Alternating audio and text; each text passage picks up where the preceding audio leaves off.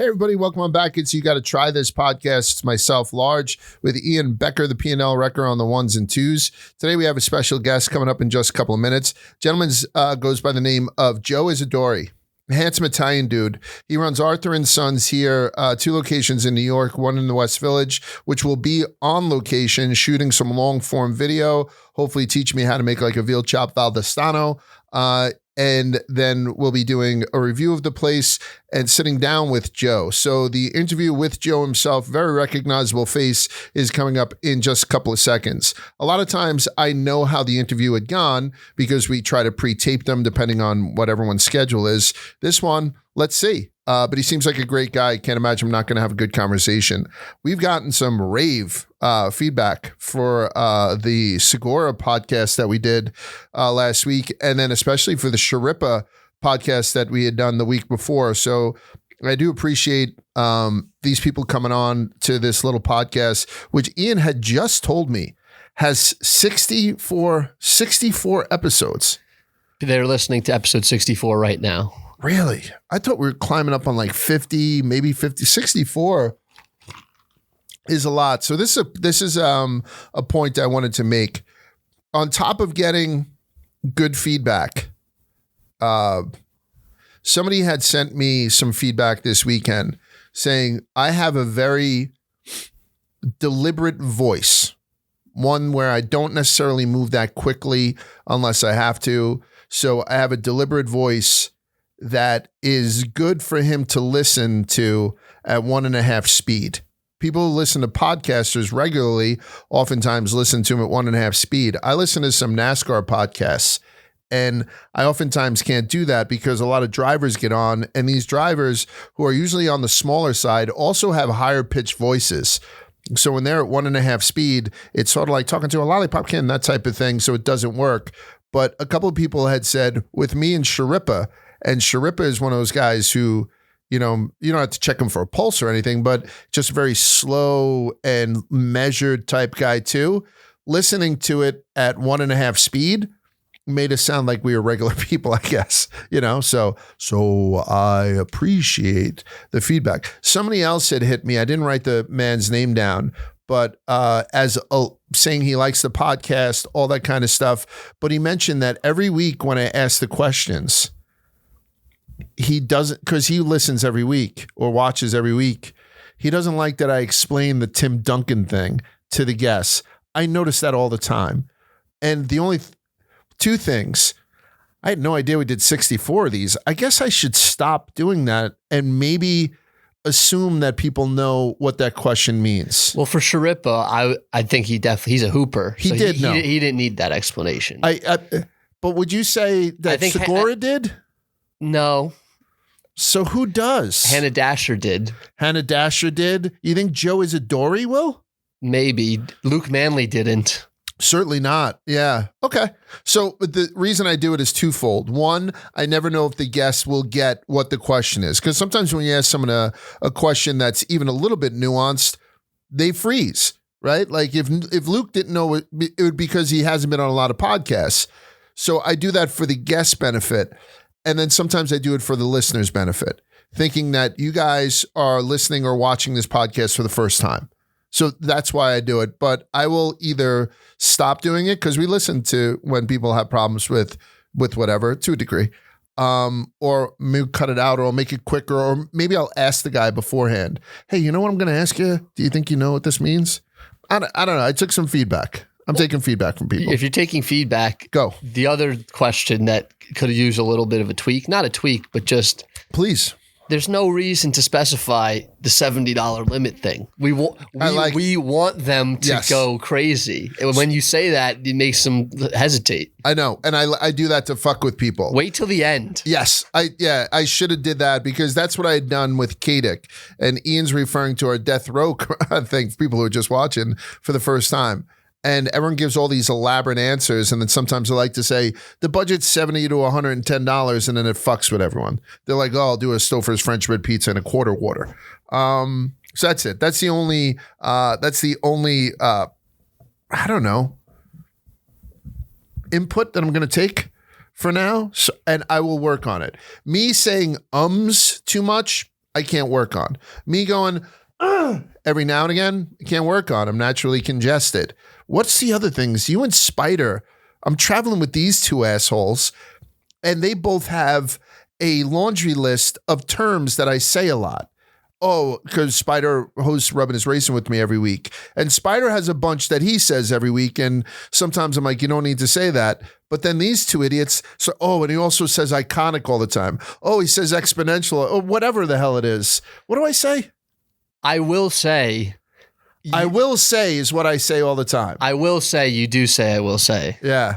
And you know what else I say all the time? 100%.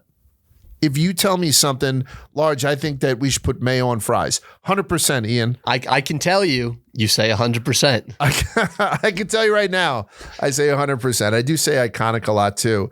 For Twisted History, there was a drinking game that people would play when they listen to Twisted History, and they take a drink every time I say iconic, and it usually makes for a very long night. So Joe Isidori, I don't know who we have coming up on the horizon. Booking has been asking me for a couple of people, and I put out some calls. Maybe some Barstool guests. I just asked Sass. I know a lot of people like, Sass. We just did a segment with Roan, Sass, myself, Francis, Fights, Vibs, and Marty. We did something for a dog shelter. And I don't get to talk to Sass that often. We don't cross paths that often. So I said, hey, do you eat? Like that's how I'd asked him. Because I don't know if he's a buttered noodles type guy. And he's like, no, yeah, I'd love to come on and speak. So I'll get Sass. I still have to get Mubi. I spoke to my good friend Stu Feiner. And I said, Stu, carve out some time for me next time. And he obviously said yes. He's like, even better, get a camera guy and let's me and you go to Il Molino. Old school place. And he's like, I'll order. I will pay. He'll order. And I might do that. Old school Italian in New York City with Stu Feiner. Get a little dressed up. Go and just eat like we lost a loved one. We're celebrating life through food. So I'm gonna set that up too, because I love doing stuff with Stu, and we got a budget. We gotta start chipping away at this thing. I don't know if we have many trips coming up, but you know who's on a trip right now? It's starting to bug me a little bit. Ian, Jenks. Jenks is shirtless in Italy, living my dream, and I provided Jenks this opportunity. For people who don't know or don't remember, Jenks had recommended a restaurant, and the restaurant blew up. Like, just absolutely went from 200 reservations a night to 2,000 reservations a night. And I think that's 200 reservations a week to 2,000 reservations a week. So that's an exponential jump for them. I got to say. Right. So that's good. So Jenks actually went over there. The owner had invited him, got him a place to stay. And while he's over there, him and the owner had been drinking too much wine. The owner's like, I want to fly large out. So maybe it's still inevitable. I need a cameraman with me, Ian, obviously. So I'll take Manoli and we'll get over to Italy and join Jenks. But if you guys aren't following Matteo Piper Jenks on all platforms, he's mainly on X, and he's been posting a lot about his trip. The food looks fantastic. The experience looks fantastic. Everything that he said it looks like it's coming true. So thank you to Jenks. It's truly unbelievable, the videos that he's posting. He's walking up to this absolutely gorgeous restaurant atop this hill with a line of people waiting to cut in, and he just walks right in, goes to the back where he has a corner table for 6 all to himself. With the food, he doesn't touch a menu. This is my dream. Like, I spend years, thousands, tens of thousands of dollars going to restaurants in the hopes of becoming a regular like that, to where everybody else comes up. Table for 2? Sorry, we have no tables. Table for 4? Sorry, we have no tables. Oh, large. Reservation? No. Come right in. That's what it seems like. What's good tonight? is basically what Jenks says when he comes in there. Actually, he would never say that because that's kind of insulting to the chef. But he'd be like, whatever you'd recommend for the night. And then they just keep, maybe he gets fat and then I'm happy because I'd like to see Jenks get a little bit fat. But he's been working out like a fiend. Whatever. Should we have him on and talk about it at some point? Maybe? Just a little recap thing, right? Yeah. Sure. Okay. So travel safe, Jenks, and know that I'm very happy for you, but also madly jealous of what he's doing. What's going on in your life, Ian? I mean, before we get to me, Go. I mean, it's not the same thing as being atop a hill in Italy, but being on the ass end of Brooklyn in a clam bar, having a table with your name on it. Yeah, no, I was joking. Oh. And by the way, I got you with that one. That's a Quigs move. I was in Randazzo's. So over the last, by the way, I have to slow down. If people don't know my journey, I was a lot heavier than now. I'm not a skinny guy by any stretch of imagination. And over the course of like 3 years, it kind of got to a point where I'm like, ooh, I don't feel like I'm going to die tomorrow. But I'm telling you, at my age, you take your foot off the gas for a couple of weeks. We were down in Talladega and we were living it up, eating, drinking, doing all that stuff. Immediately went back down to Alabama for my son's graduation. And it wasn't good, man. The graduation was great. Everybody was great. I just never stopped eating stuff that is not. I went to Cookout twice in like 2 days. So that's a lot for an older guy. That's a lot for an older guy. And it's not like when I wasn't at Cookout, I was making salads. We were going everywhere. So I gotta pump the brakes a little bit. And also I have to say, I still don't know what I'm doing at Cookout. I still don't know what I'm doing. Have you ordered at Cookout? Have you ever been there? I've been there once, yes. The trays. Yes. So I go up there with the intention to go a la carte and just order what I want. And inevitably, one of the people behind the counter tells me, no, you can do that as a tray, or, and they make it a little bit more cost efficient for me, which is very, very nice. And perhaps I'm just a performance anxiety or something. I don't do well with ordering Cookout. But I will tell you that as far as fast food goes, I think that's the best shake in all of fast food. Cookout does a hell of a shake. And they do a bunch of things very well. I really enjoy it. I like it, particularly the one around college towns because it has that feel where something could break out in any sec. I was at Waffle House. I did Waffle House, Cookout, and then a barbecue joint.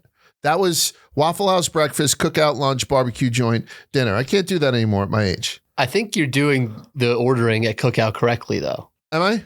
I'm trying to do some research online here while you're talking. Yeah. It seems to be like the top response from everyone is like, you get to the front and you go, and you let your brain take you on a journey from there. Oh, is that it? That's what it's known for? That's what everyone does. Hook, line, and sinker then. A hook, line, and sinker. It's got me. But so we come back from where I was in Alabama 8 of the last 11 days. And if you guys know, when I interview somebody like a comedian like Tom Segura or somebody who's oftentimes on the road, I ask them, how do you stay on, in shape on the road? And it's normally the same response. I use the hotel gym. I try to plan where I'm eating beforehand, all that stuff. So I know what it takes. We used to have something called the 500-mile rule, where it was a joke, but when we were on Wall Street, if you were 500 miles away or more, all bets were off. You weren't married anymore. Cheat on your wife. 500. I mean, it's a disgusting thing to talk about. 500-mile rule is in effect with me with eating. I can't control myself. And then we get home last night. We're taping this on a Tuesday. We get home last night on a Monday night. Annie and I have to drive into Brooklyn, about an hour and 10 minutes with no traffic from where I was in northern New Jersey because it was at night.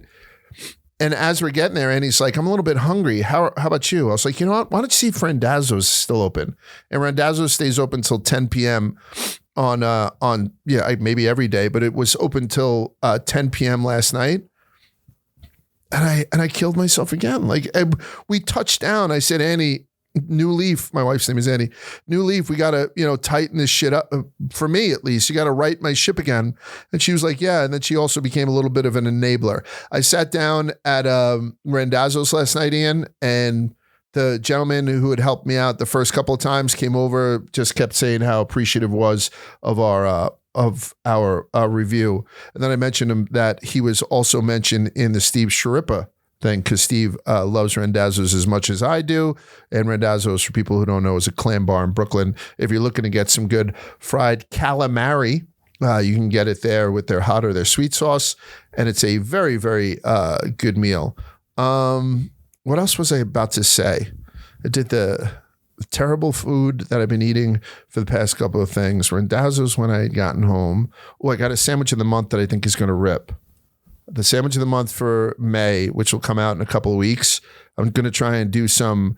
And the reason I'm talking it out right now is Ian and I I don't take any input for sandwiches of the month. I don't take any input. It's just something I like to come up with. I steal ideas from people. I'm not saying I don't do that, but it's not anything that I want to talk. I talked it out with Ian last time, and I wound up making a pretty outrageous sandwich that I thought was very good with the Uncrustables. You right? Remember that with the thing? I think I got a good one for this. We'll talk about it because I'm going to do like two kind of semi-viral recipes and combine them. I just got to do some lab work to see if those recipes work. So sandwich of the month should be another one that absolutely slaps, and it'll be coming up in about a week or so. What else we got, Ian? You mentioned Spider before. Oh, he's my guy. With me on our trip. There's one thing that we forgot to talk about last week. What's that? And Spider brought this up because we ordered a bunch of steak. I know what you're going to say. Yeah, I know. Yeah. He has a problem with people who claim to like medium rare, order their steak medium rare. Yes. Especially when they're sharing it with other people. Yep. And then when the steak comes, immediately cutting off the most well-done piece of the steak for themselves. Yeah. And I think people are in denial on how they like. I asked the question, how do you like your eggs? And I'm hoping at some point somebody gives me a non-traditional answer. Like up or over easy or scrambled is all great, but I'm hoping somebody gives me soft boiled. I'm hoping somebody gives me poached. I'm hoping somebody gives me, something weird. But I also think with the steak, I like to think about what people like versus what they actually eat. Go ahead. Just quickly. Go. You got something weird with Tom Segura and you didn't dive into it. I was shocked. What the hell did he say? A basted egg. Oh, a basted egg. Well, that's a fried egg. Oh, so fried egg. That's not weird. Yeah, so a basted egg is you get a lot of oil in the pan.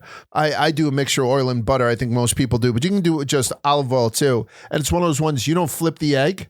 As it's frying on the bottom, you're basting it with the hot oil from the pan. So it gets an overall type thing. It's delicious. And if it leaves in there in that, it means you have an overabundance of oil in there. So the edges sometimes get crispy. So you can do a crispy basted egg too. So that wasn't too out of the ordinary for me. But a basted egg, that was the first time somebody had said that term. First time I ever heard that term. Really? Yeah. Okay. Yeah, so one of the things that when people say that they like their steak medium rare, if you go for a large format meal where you're getting a big piece of meat for the table, family style, large format, whatever the hell you want to call it. I call it large format because normally they put this giant piece of protein down. A couple of places in New York, you can get a whole suckling pig, you can get a whole roasted goat, and everyone just kind of hangs around and starts eating off of it family style. So with Spider, myself, and Ian were at a steakhouse. It was called Helen down in Birmingham. And I'd gotten a porterhouse for 4 for the 3 of us. And we had asked, how do you want it? And I said, I'll do it medium rare, but how do you guys feel about it? And Ian's like, I'm a medium rare too. And Spider said, I'm more of a medium guy. And I said, okay, we'll go medium. If all for one for all, we'll go medium and kind of eat the stuff closer to the bone. He's like, no. But if you do order medium rare, Spider said, just eat the medium rare parts to us. And I can't tell you, in all my years entertaining customers at steakhouses, that happens all the time. People say that they want medium rare. When the medium rare stuff comes out, it'll be sometimes the last to be eaten. Everyone likes to go and do it. So Spider makes a point. If you say that you want medium and a large steak comes to the table, you have to eat stuff that's closer to the bone. You have to eat something that's more on the medium rare to rare side. Otherwise, fuck it. We can just go medium and I'll eat the stuff that's a little closer to medium rare, closer to the bone, and you guys can eat your medium steaks, like you want to. But if you're going to say you're a medium rare guy, stick with the medium rare part of the steak and let those guys like Spider or people who like their steak a little bit more well done actually get to the parts that are less pink. I think he made a very good point. And I love the fact that Spider was opinionated. And as soon as it came out, when he made that point, you and I were very careful. 100% go through it. And I also said, by the way, you little prick, do not take the medium rare stuff that I like either. So it was an easy thing to do. Outside of that, I mention this every episode.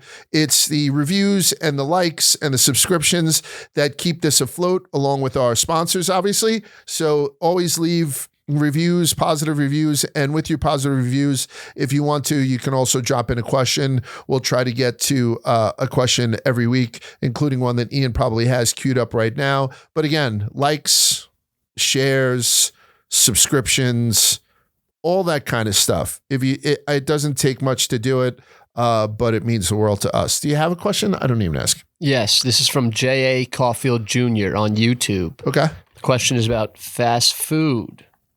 Where is the line between fast food crap and easy/fast pickup? My son gave up fast food for Lent, but wanted to go to a place that's gaining a lot of traction that has a celebrity backing called Dave's Hot Chicken. Is that fast food or just quick? I wonder. Do not eat fast food at all. Even my beloved Chick-fil-A gave it up. So he wants to know. Okay, where's the line between fast food and non-fast food? You know, when they introduce with the advent of the Chipotles of the world and this Shake Shacks of the world, they came up with the idea of fast casual. So there's fast food, and then a step above that is fast casual, which also kind of blurs the line too. But let's think about this, because I'm thinking to myself, what's the difference between fast food and fast casual? And right to mind, I say every fast food place, if you go inside, the chairs don't move, right? They're always anchored into the ground. If you're going to a restaurant that doesn't offer ketchup anywhere except in a pack, like that's fast food, right? You know, if it's supposed to have in the bottle on the table, or, you know, giving you your own little whatever, cruet versus a little ashtray of it. But if there's a drive-through, that's fast food. There's a drive-through, that's fast food. Because let's take Shake Shack, just because you consider that fast food? No, fast casual. You consider that fast casual? Yes. And it used to be because Shake Shack's burger was also somewhat elevated in price, but we saw what fast food prices are doing. So a Big Mac and a single Shack snack, whatever, are very close in price now. So it does blur the lines a little bit. I was going to say, it's an excellent question. Price point used to be something that you could look to as. Is Pizza Hut fast food? Yeah. Is a pizza parlor in your neighborhood fast food? No. But no, right? I don't know if you can judge pizza.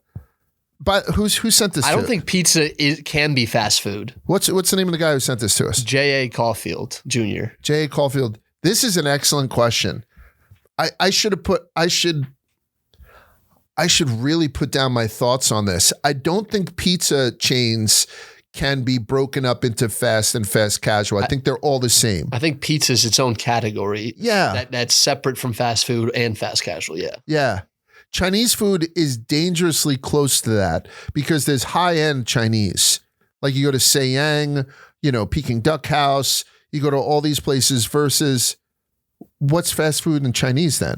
Panda Express? Yes. The ones that are in food courts in malls?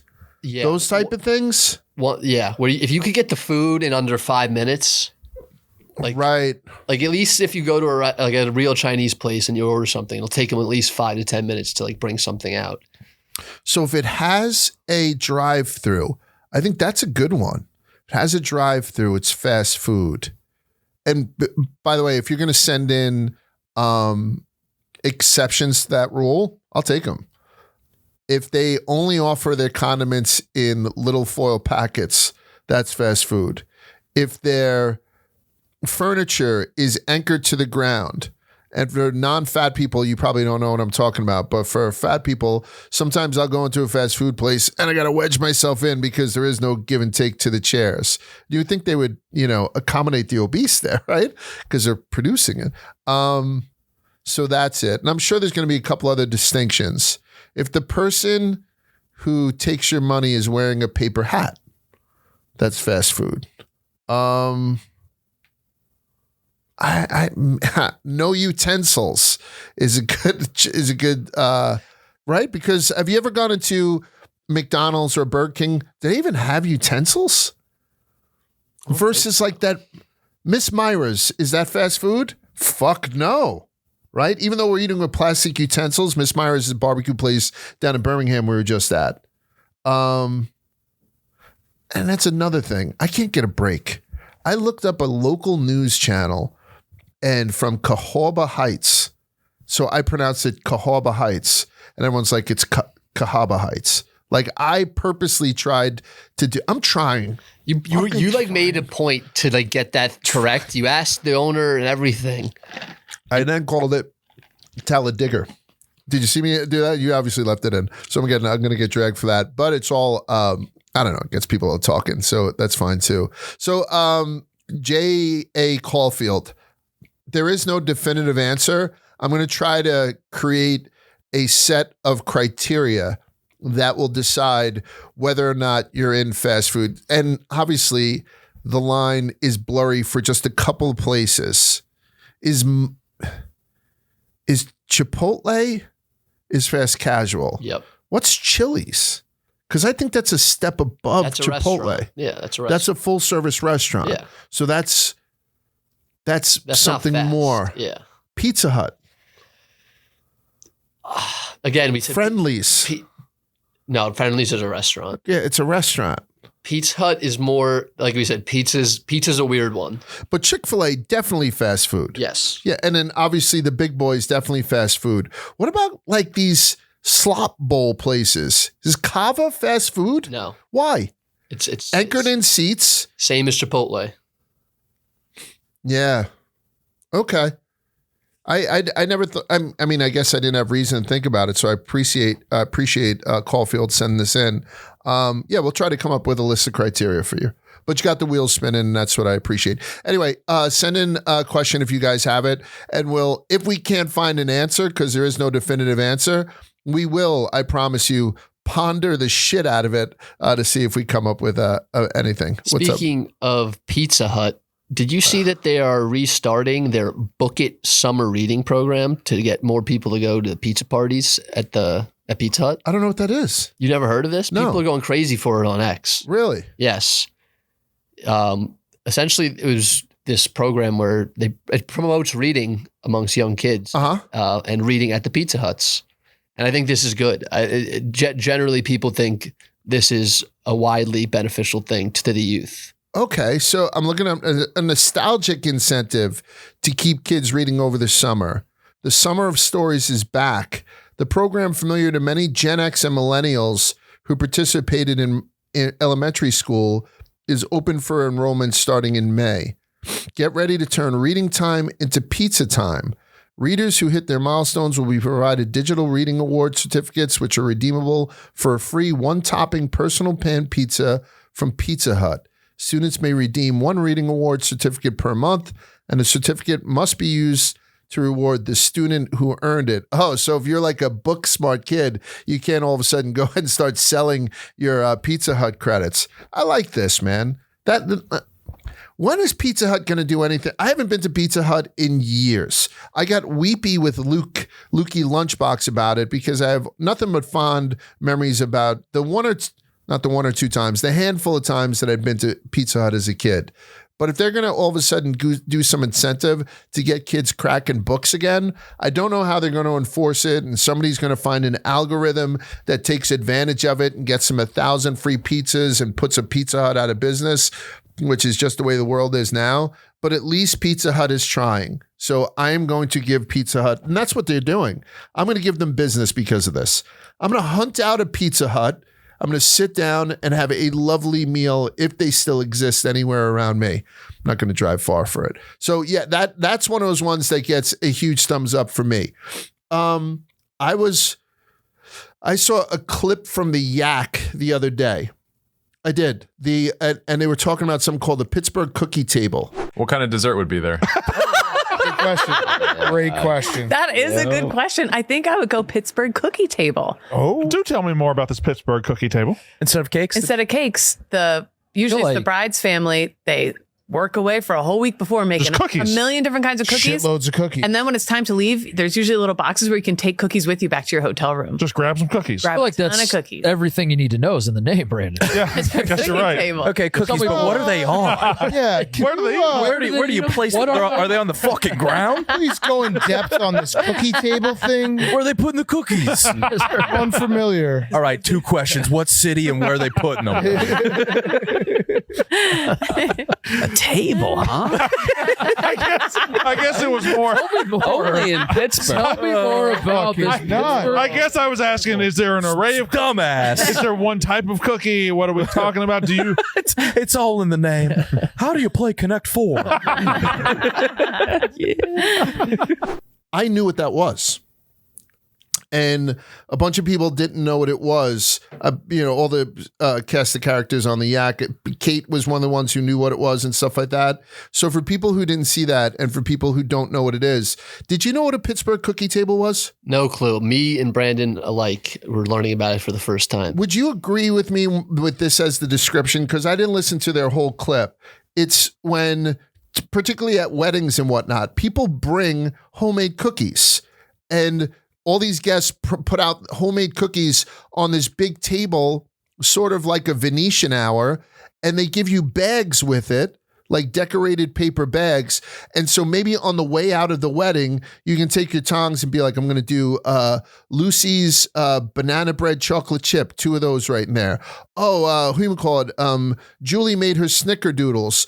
Oh, Eric made his chocolate chips. And then you leave with a couple of cookies. That's how I deciphered it. That was also the definition they gave too, right? Yeah, I thought it was one of those crazy like sex things, like the Cleveland steam cake or something. The Pittsburgh Cookie Table is when somebody shits on you, but you have a tin pan over you, so it hits the pan almost like cookie dough. You're a fucked up person. I'm a fucked up person for making that up on the fly. But so I was glad to know that there's a much more wholesome origin to it that's actually food related that we can apply to. Yeah. Yeah, I paid that hooker $500 for a Pittsburgh cookie tray or whatever the hell, a Pittsburgh Cookie Table, which would be fantastic. There's not a lot of other dishes that works for, like, because you can't throw cupcakes into a bag. Cupcakes, you would have to do almost like individual containers for them, like the clamshell containers. Everyone just take a cupcake, but this, it's perfect because no one ever has one cookie. I mean, on average, when I sit down for some cookies and milk like a gentleman, what would you say you average? 6 cookies? You saw me at Talladega. Oh, yeah. You were. I ate a whole plate of cookies. That's right. And they were left out in the sun. Oh, so they were like, you can't leave food out in the sun. Everybody knows that. Everybody knows that you can't leave food out in the sun until I traveled with Ian and he changed my mind. You can leave chocolate chip cookies outside in the sun because it just turns back into warm chocolate chip cookies. It's one of the only things where that works. I had an argument with somebody who said nothing tastes good when it's wrapped up and brought home. And I'm a big proponent of most things taste 30% worse to go. And I said, except for an egg sandwich. I think an egg sandwich, when it gets the Morrow Minute, Jeff Morrow had said, when you wrap up a sandwich, couple of sandwiches, like others, there's a lot of sandwiches that turn into soft pieces of shit. I know that. But there are a couple of sandwiches, and bacon, egg, and cheese on a roll, salt, pepper, ketchup is a perfect example. Warms up the ketchup, gets a little softness to that Kaiser roll. It's the only one that does it. And I will say, if you need to leave something out for a party, where not in the sun, direct heat, but we were in this big luxury tents, so it was out there in the heat, chocolate chip cookies are a very good idea for that. You talk about a Tim Duncan. Shout out Tom Segura. Tom, yeah. What did he use as Tim Duncan? He brought up the cookies later. By the way, Tim Duncan means, see, I almost did that, Ian. I will never do it again, you son of a bitch. No, I forget what the first one was, but the second one was a chocolate chip cookie. Yeah. If you had to give the other cookies an NBA player to represent them, let's say the chocolate chip is Tim Duncan.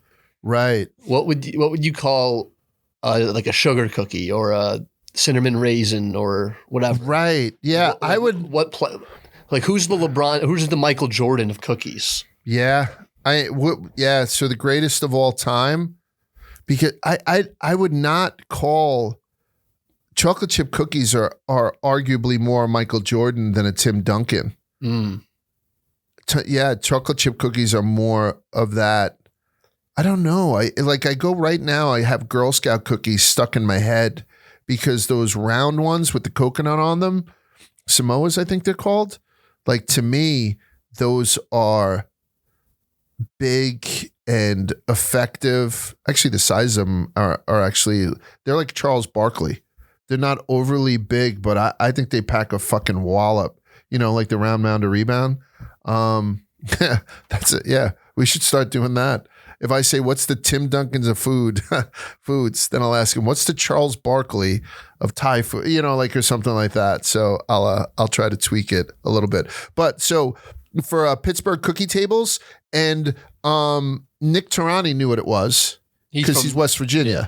And I didn't, sometimes you don't know until you start traveling to places on how much those states borrow each other's cultures. It's not like what's happening in Pennsylvania just stops once it reaches the, this border or that border, because I spent time in the Triadelphia area for Rough and Rowdy, and I was able to have a bunch of stuff that seemed like it was from a couple of different states, including one of my sneaky favorite pizzas, the one where they give you the handful of cold cheese on the side.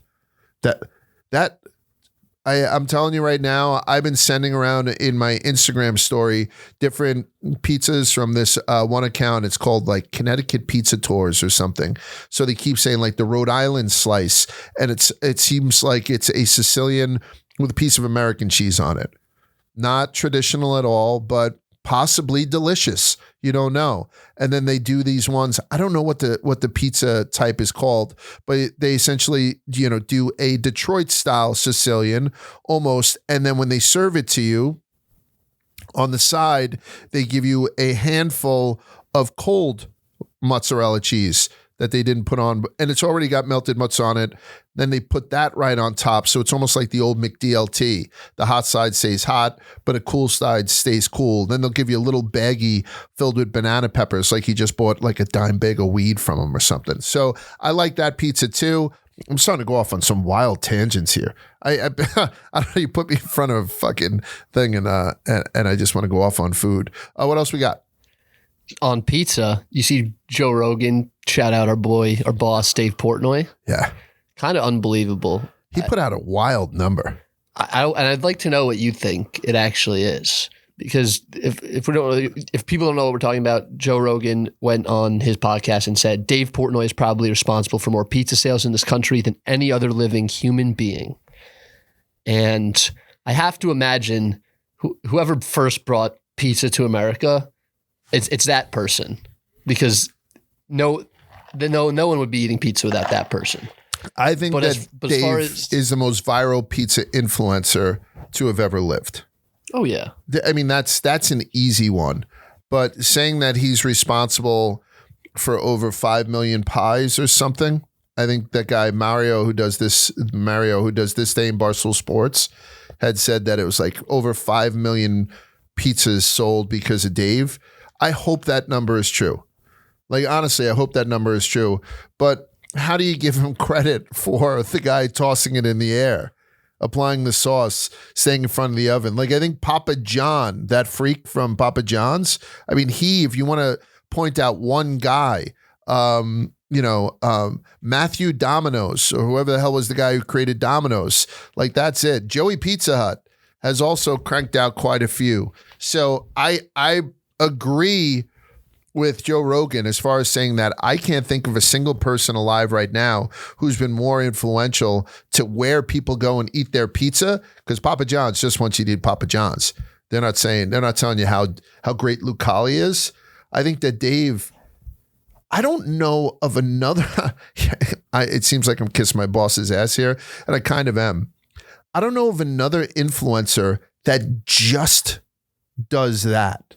You take on a much smaller scale Johnny Novo and what he was doing with rotisserie chickens. That wasn't causing people to really run out and buy rotisserie chickens. Maybe instead of getting it at Costco, they got it theirs from Fairway because Johnny gave that like a 9.8 versus a Costco 8.7. Maybe, but I don't think he moved the needle with it. Or Glenny's burger reviews, I don't think sold more burgers than Croc from McDonald's. But I think Dave is a unicorn in as much in that one dish, pizza, he's transcended the title of influencer. He's descended that title of influencer. What can I go above influencer? I mean, he's much more than a guru. He's much more, I mean, I don't know. Connoisseur of pizza? He's definitely a connoisseur, but yeah, he whatever you want to, you know, whatever word we can use to give this guy his props, because the dude is a pizza god. He really is. I mean, it's crazy. And his palate on it from what it was when he first started has become like so nuanced to what he likes and what he doesn't like and the different types and whatnot. It's been pretty goddamn impressive and a lot of fun for him. You know, he's eating himself in the grave, if you ask him. I got to, you know, eat 6 slices of pizza when he does multiple shops on, on single days. But so he's put in the work and he's influence. He's the guy. He's the influencer. I'm glad that you specified alive because there's no question about that. If you say just alive, it's him. 100%. I was able to find one person who might have a bigger claim to making pizza popular in the United States. What's that? Considering that Dave's favorite is John Zableeker, I believe. Yes. This guy, Filippo Milone, came to New York in the late 19th century, and it's likely that he was the one who established the 2 most famous New York pizzerias that still exist today, Lombardi's on Spring Street and John Zableeker. Okay. Yeah. So and he came from Italy, and he's known as, I guess, the godfather or forefather of pizza. I'll give him the forefather of pizza, but I will give Dave as the godfather of pizza. Got it. Dave's the godfather of pizza. And yeah, Filippo and whoever else can come over and they can make a great pie anywhere. But in this day and age, if enough people don't know about it, you're not moving units like the way Dave moves units. I mean, he talks about these places and almost shuts them down because they run out of ingredients, or shuts them down because somebody yells at him on the front porch. He gives him a 0.0 and the place doesn't survive. So yeah, I mean, it's awesome that Joe Rogan is pointing that out about Dave. And we could throw out numbers like over 5 million pies sold. Fuck it, make it 10 million. I don't think you can quantify what Dave has done for pizza parlors, small businesses and pizza parlors, and me. You know, like he pays my salary. So shout out to that also. Another good point to make, small businesses. Yeah. Because one not small business just went out of business. Which one? Sbarro's. Oh, yeah. The one, that famous Sbarro's on 7th Ave, right by our office. Right across from the Garden. If you came out of the Garden drunk at any point and you're waiting for your car or you just don't want to get out of there yet, you think that pizza, by the way, pizza is one of the worst things to eat when you're drinking. Somebody told me that when I was very young, that the 00 flour that a lot of these places use in pizza parlors, 00 flour, I think has a high gluten level to it or something like that. It makes a difference. It's like people only using San Marzano tomatoes and stuff. 00 flour is supposed to be the shit. It breaks down in alcohol. So it basically turns to vomit in your stomach, as opposed to lining your stomach with bread. Oh, I got to go out. I got to have a big meal beforehand. Somebody told me pizza is the worst thing to do with it. It's the worst thing to pair with a big night drinking.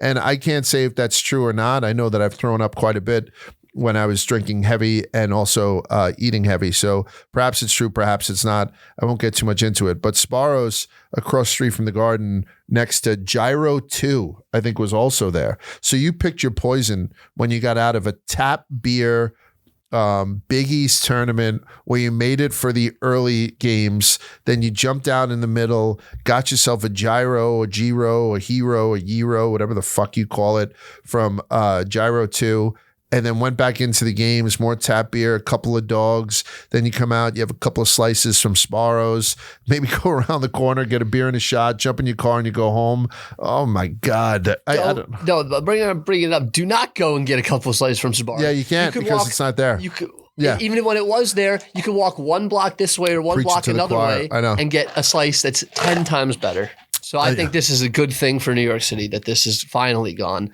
And I'm sure there are. Is that the last remaining place? It doesn't. I know there's one in Grand Central too. No, there's one in Penn Station, I believe. So they were all over the place when I was kids too. Sparrows had like a hot food bar where people would go over, not me, and sort of eat stuff from a steam table. Not my type of shit. What else? While we're still on pizza. Yeah. And our last guest was very big on Japan, Tom Segura. Yeah, loved it, right?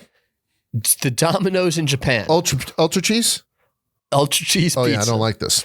This is the opposite of having the cold mozzarella after the fact. Yes. This is all the mozzarella at once. 2 pounds to be exact. They put 2 pounds of shredded mozzarella on every one of their, on these special pies. It's called the Ultra Cheese Pizza in Domino's, Japan, and it has 2 pounds of shredded mozzarella on each pie. And you talk about a cheese pull. It's too much. I never order extra cheese. If I order a chicken parm, veal parm, sausage parm, meatball parm, any of them, eggplant parm if it's Fridays, I say go light on the cheese. Like, I don't like the majority of my chicken parm to just be a lot of stringy. It doesn't need to be there. So this thing here where you can barely see whether or not it has sauce underneath it because it's so overwhelming with cheese, I'm sure they're flying off the shelves because the Japanese culture doesn't. Name your favorite dish from Japan that has cheese in it. Name your favorite Chinese dish that has cheese in it. Name your favorite Thai dish that has cheese in it. Asian cultures don't have cheese in a lot of their dishes. The bastardized stuff that they do now, but traditional Asian cooking, for the most part, again, I know there's exceptions, do not have cheese. So when we Americanize the shit out of it and throw a fucking Domino's in the middle of, Japan, of course they're going to put 2 pounds on it and go crazy because they never saw it before. Meanwhile, I've eaten 2 pounds of fresh mozzarella coming right out of the hot water with crusty bread. So I'm not being a cheese snob here. I just don't like a tremendous amount of melted cheese. Yeah, so I mean, that's just the way it is. It's how I prefer it. All right, listen, speaking of cheese, we're going to go and speak to Joe Isidori right now. Joe Isidori, Arthur & Sons. We're going to have some corresponding videos and reviews out from what we're about to do. And Joe is no stranger to cheese. I think you guys are going to enjoy this very much. And this interview is brought to you by one of our sponsors, and that's Marzetti. Do you put ranch on everything? Of course you do. Now everything you put ranch on has protein. Ranch on everything? Protein on everything. Easiest protein ever. This just might be the most delicious way to get a little bit more protein. With 3 to 4 grams of protein per serving, you can sneak a little protein into your food routine. Veggies, tots, nugs, anything else you bathe in ranch is now proteinified. Want to boost the protein? All you have to do is literally nothing but eat ranch. So visit marzetti.com/protein to learn more, or find Marzetti Protein Ranch Dressing and dip at your local grocery store, refrigerated by the fruits and the veggies. We're all the good dips and not the ones that have that 1,000-year shelf life. It's over in the refrigerated section by your fruits and veggies. So Marzetti Protein Ranch. If you're looking for some gains and looking for some protein, no better way to do it than with Marzetti's Ranch. And with that, let's talk to Joe Isidori. All right, so listen, we're sitting here in Arthur & Sons. We're in the middle of a feast, right? At one point, I had to stop the conversation twice just because I got to start a camera and get into this. Joe Isidori, this is the guy, Arthur & Sons. I'm going to try to, Tell me what you got. What do you have right now? Let's get through this right away. So What do I Arthur have? Sons, we have 2 locations in New York City. Well, you want just the Arthur and Sons? Or you want all of them? Everything. Okay, I all right. I spent. Everything that people. Let's start with Arthur and Sons. Let's start with Arthur and Sons. All right. So we got Arthur and Sons in Murray Hill, Midtown, 39th and Lex. We got Arthur and Sons here in the West Village. We do a seasonal Arthur and Sons out in the Hamptons. Okay. We did J-Lo's 55th birthday. I mean, a shameless plug right there. I had to get it in. I had to get it in. Right? So wait, you did J-Lo's 55th birthday? Whatever it was, 50? I did. I think it was 55th or something like that. Yeah, something like that. It was her birthday party. She looks all right. The paparazzi was hanging from the trees. Really? Yes. But anyway, that's a whole nother, that was a shameless plug, but that's good. So then we just opened up down in Palm Beach in Jupiter, Florida. Okay. Right. I've got another one under construction in Tampa. All right. Tampa, Florida, hot. Tampa's hot. Tampa Bay is hot. I'm on Water Street. Mons Venus. Oh my God. I'm on Water Street. I got an anchor space. It's going to be unbelievable. Tampa, just wait. Okay. Then I got another one under construction. I lost count already. I got another one under construction at Disneyland in Anaheim, California. Okay. I got another one that's at like the 99, the 1 yard line, as they say, in Boca Raton. I'm going all in on Florida. Right. Going all in on Florida. But that makes the most sense. It makes the most sense. We talk about snowbirds. No. We talk about you moving. This food, my people are down there. I'd like to think it's our people. Do you mind? Yeah, our people. I apologize. I forget a little bit. It was a little selfish of me. It's a little selfish of me. But no, I'm doing a big expansion in Florida. We got 2 great locations in New York. We do the Hamptons. Then I got other restaurants too. I got a barbecue joint. I'm doing at Disneyland in California too. Okay. I've never done barbecue, but I'll figure it out. That doesn't make any sense to me. I understand. Wait. Okay. Hold on. At the end of the day, I'm like a real chef. Michelin. Okay. I got a donut shop. I got hold on. Let me count how many donut shops I have. I have 1 in Tampa, 2 in Tampa, 1 in Orlando. Yeah, we got 3 donut shops right now. 3. I never made a donut in my life. So as a guy, I make a great donut too. I would imagine. Yeah. Get some donut, Bomboloni? No, it's the wrong restaurant. Okay. We call them a donut there. But if it was here, it was a Bombolini. So the first donut shop's at Disney World in Orlando. Okay. So we got that. I got a hot dog concept. What's the name of the donut shop? Everglazed, like the Everglades. Yeah. But it's in Florida, so it's Everglazed. Born and glazed in Florida. Everglazed. I don't mind it. It's great. So I can't take full credit for that. My partner and his son Mac, came up with the idea. They wanted to do a donut shop, right? Let me explain the whole story because it'll go into the next story. So they want to do a donut shop. I got nothing to do with a donut shop. I look like I make donuts too. I mean, I'm a fat guy, but I eat donuts. I don't make them. So him and his son Mac are trying to figure out, and Mac comes up with the name Everglades. All right, so great name. Yeah, it's great. So then Guy, his father, he's like a design construction guru. He builds it out. I said, what do you want from me? Like, I'm over here going, this one's going that way, this one's going, what do you want from me? They go, you got to make the donuts. I said, I got to make the donuts. I said, you built a donut shop, I got to make the donuts. Right. I ended up making all these crazy over-the-top donuts. It was out of control, and Everglades was born, and we've got a great partnership, and we've got 3 locations and more coming. So for a guy like you, an experienced Michelin starred chef who has a lot of exposure from his restaurants and beyond, is there a concern that you become overstretched? Like that there's always that concern. Kingdom gets so big that maybe it can't operate. Like when you come in here, you know exactly what's going on. Hold on. Let's talk real talk. All right, let's go. Let's talk real talk. Okay. Let's talk real talk. There are the chefs in the world that are the chefs in the world, right? Yes. And what I mean by that, so I don't look at myself as the chef, right? Like, look, there's the guys that live and die in their restaurants, and then there are ones that are more entrepreneuristic, right? More entrepreneurial. At the end of the day, I look at myself as an operator. You understand? So as I'm an entrepreneur and an operator. So when I develop and design a restaurant, the worst thing I could ever...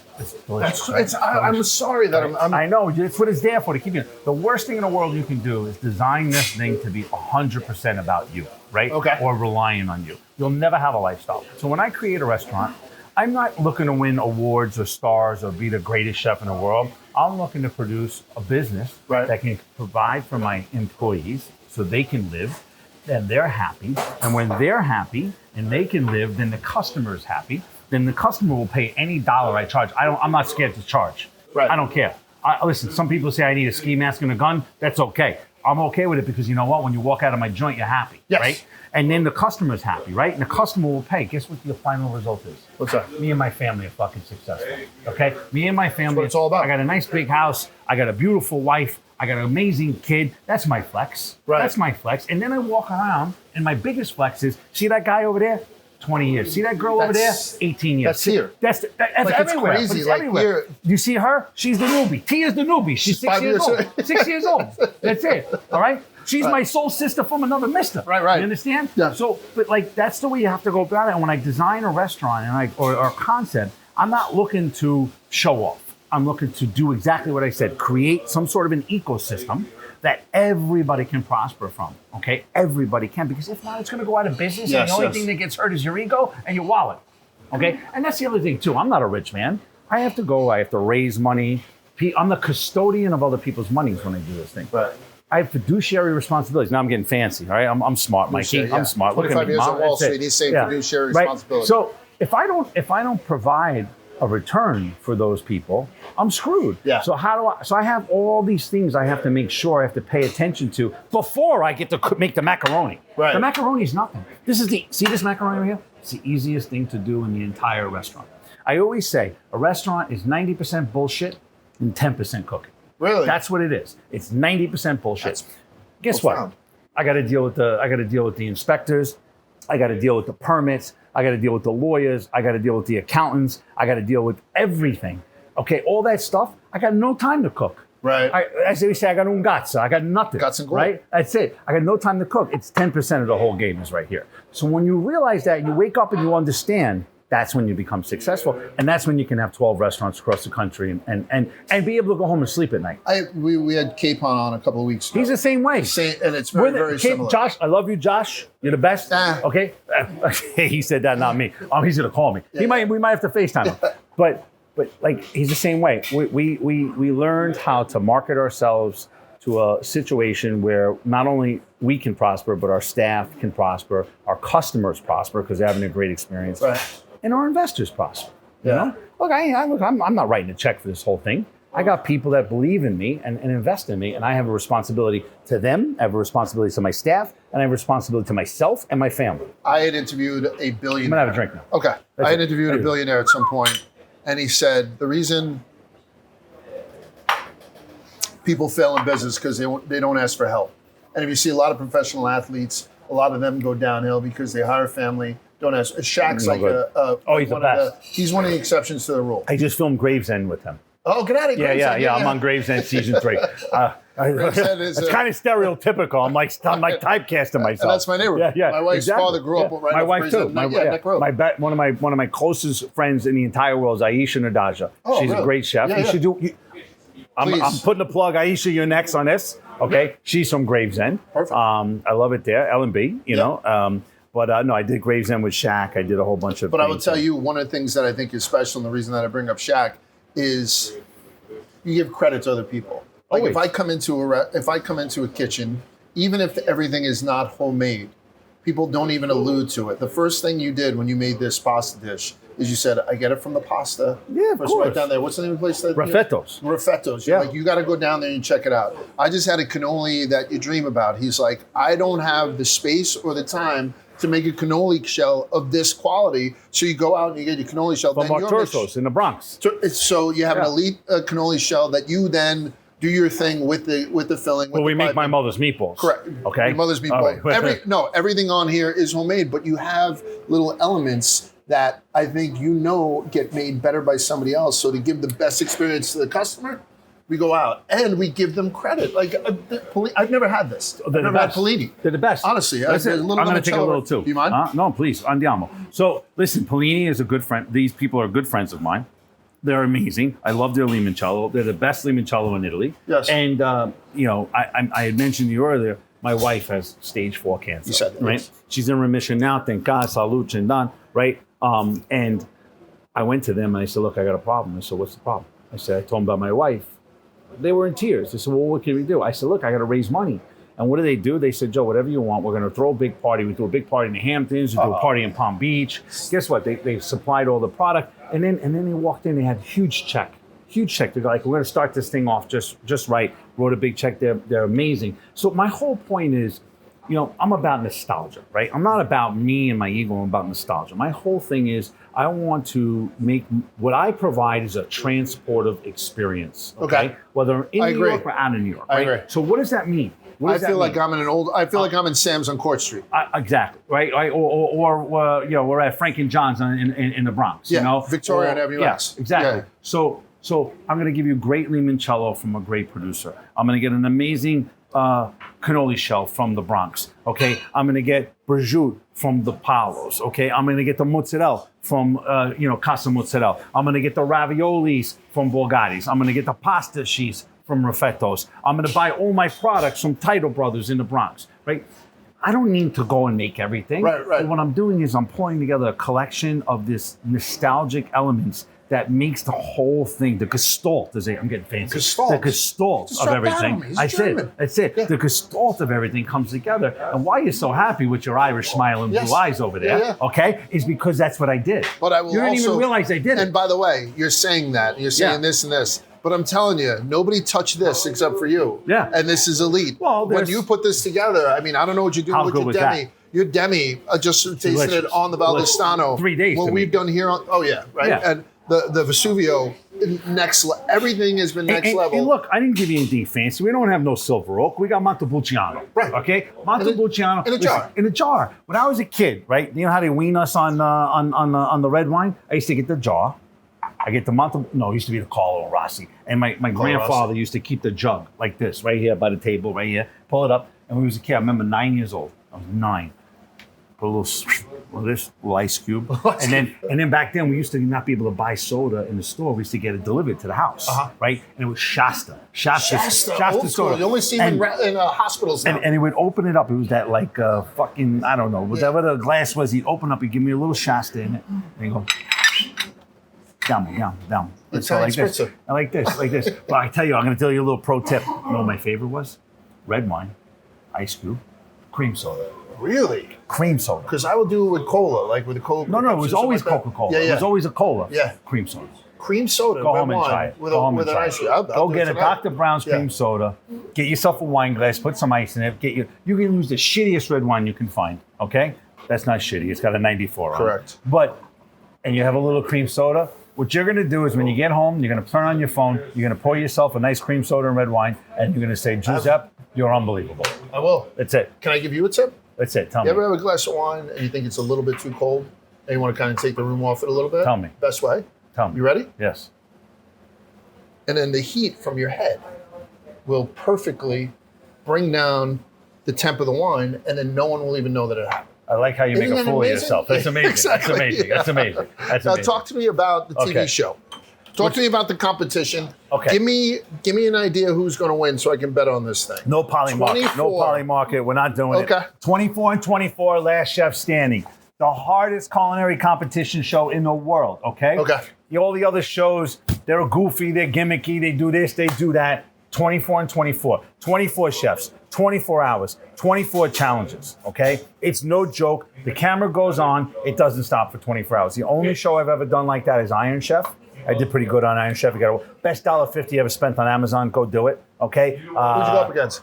Bobby Flay. Okay. This is my buddy. I'm Team Bobby. I'm Team Bobby. You know, you got to be Team Guy, Team Bobby. I'm Team Bobby. I just announced it on national something. My agent's going to call me later and yell at me, but that's okay. He's a unicorn. That's Bobby it. Flay is a unicorn because he gets people to hate him and also to love him. No. I've been friends with Bobby 25 I love years. him. He's Get the him best. on the show. That's it. Aisha and Bobby now. Oh yeah. Okay. Well, that's it. That's my crew.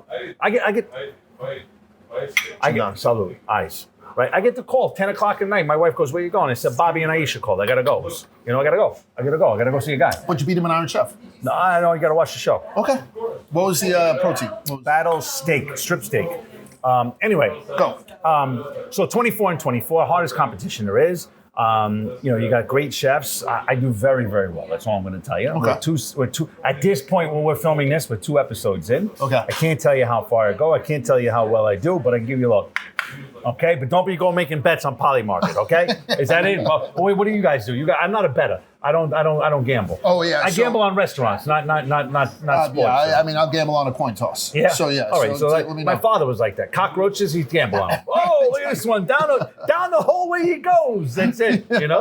But no, it's a great show. It's amazing. You should watch it. It streams on HBO Max and Discovery afterwards. Your boy Joe, I'm the Rocky Balboa of it. I just keep coming. I keep coming right down the middle. That's important. If you don't have the Food Network, that's it. If you don't have that, I have all of that stuff streams on HBO Max. I think that a lot of people don't know Discovery. that. And Discovery? Yeah, and Discovery. Yeah, so there's a bunch of places where you can watch it from the very beginning. Yeah. Because we're already a couple episodes in. I'm on TV with some great friends of mine, Viet Pham, Alex Dupac, Leanne Wong, Christina Miros, Zach Young. He's the best. I love you, Zach, my buddy. We're just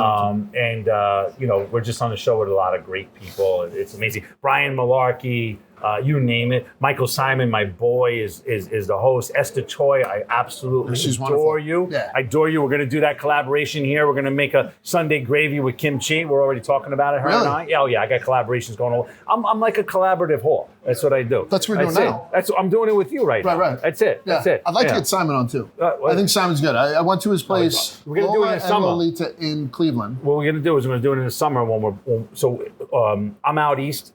He'll come out east. And we'll do it in the summer. And know what we do? So I'm sorry, Michael. What we'll do is we'll go fishing. We'll do something, and then we come back and we cook. Good. That's Perfect. it. That's it. I'll make the call. Mikey, I'm calling you later, okay? That's it. So what else? So we have the show. We have the multiple restaurants. I'm going to get to the sauce in a second. Yeah. You must have cookbooks at the S, no? No, I don't actually. I have one cookbook that I did from my previous life, which we won't talk about. Okay. 3-time Burger Bash champion. Yeah. Just you know what? I think Capon is like 7-time Burger Bash, and he's only lost once. Do you remember who he lost to? I don't know. This guy. I love you, Josh. I love you. I'm the only one to beat Capon. He's the best. Yeah. We have known each other for a very long time. We have a very unique relationship. Yeah. Clip that for Capon, by the way. Yeah. We just got back from California together. We had the ball, him and I. We were cooking, we were drinking, we were having a great time. We were hugging and kissing each other. Everyone's like Joe and Capon. You guys are like exactly alike. Right, yeah. And we're the 2 most decorated Burger Bash champions out there. Will you agree with me that 10 years ago, jarred sauce was synonymous with heartburn? It was, if somebody went over to the house, you opened up their cupboard and you saw, I'm not going to mention the name, but if you saw jars of the biggest jarred sauce, you'd be like, Jesus Christ. Then all of a sudden, Rayo's came in. Yeah, they changed the game. Turned it up a little bit. And now, I'm telling you right now, it's starting more toned. I told you I had Scott's my boy. His stuff's amazing. Very, very good. Yeah. Michael's of Brooklyn, where I go. I love Michael. I just had dinner with him not too long ago. Nice. Yeah. And they're on the shelves everywhere. And you're on board. I'm on the way. I'm going the last 2 quarters of 26. I'll be nationwide. I got my own. Listen. When we used to go to someone's house, the Manigans, the Manigans, I know. Right? I know you're not Italian, but I know. Your kind. I mean, you had butter on the table. That's it. Yeah. Like this. That was it. We used to say, that house. They go. That's what soft pasta, the jarred sauce. That's it. They got the ronzoni and they got the jarred sauce. Oh, madame mia, disgraziato. But today it's different. Wait, hold on. You know what? I gotta go. You want to taste some? Please. Hold on. Hush bet.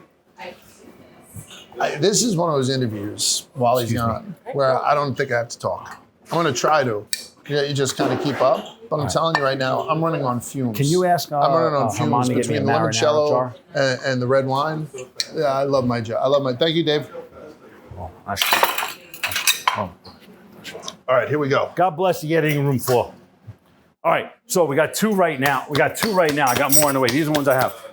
So we got the Fra Diavolo. So, sorry. Here's the best part about my Fra Diavolo, okay?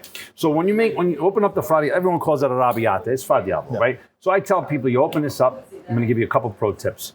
You know what my favorite thing to do with this is? What's that? I take Italian sausage, sweet sausage, not hot, steer it in the pan, crack this bitch open, pour it over the top of it, simmer it, add some like herbs and everything at the end of it, and then pour it over like gavadillos or gnocchi. Unbelievable. It's like unbelievable. Yeah, you can take but by the way, we make it super extra virgin olive oil, real Calabrian chili. No chili flake. It's hot. I'm telling you right now, it's hot. Right. Then what we do, you got the marinara sauce. I'm just checking for the calories. Calories. You know Stop what I with mean? the calories. So I'm your calorie counter? Yeah. Like calorie counter, I almost went down on this like a $3 order.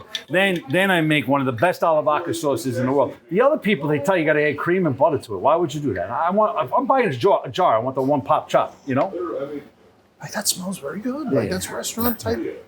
It tastes like Oh my God. It tastes like the restaurant. That's the best part. It tastes like the restaurant. Yeah, much better. All right, now. So this is my point. I'm sitting here with that's got a little heat on the end. I told you, we don't listen. Me on the back. I don't listen. You're absolutely a little testamine, as they say. You know what I'm saying? Testamine. That's it. Right? That's it. Faccia brute. Well, that's different. That's different. That's different. I hold on. Slow down with the Italian. We apologize to all the people out there for what he just said. Faccia brute. Okay. No, stop saying it. Sfaccine. Yeah, no. Oh, God. Here we go. I mean, but I got to say that if I was saying that 10 years ago that I'd be sitting down 10 years later with the Michelin chef eating jarred sauce cold right out of the fucking jar. It's unbelievable. Now, that vodka sauce right there, that'll beat everybody. That's beat everybody. That's an absolute knockout. So they have rules in the FDA game, right? You can only put so much cream, you can only put so much cheese. And everybody puts a little bit because it's expensive. Not my sauce. I'm not cheap. Okay? Right. I'm not cheap. Yeah. I go to the highest amount of cheese. $160 a jar, by the way.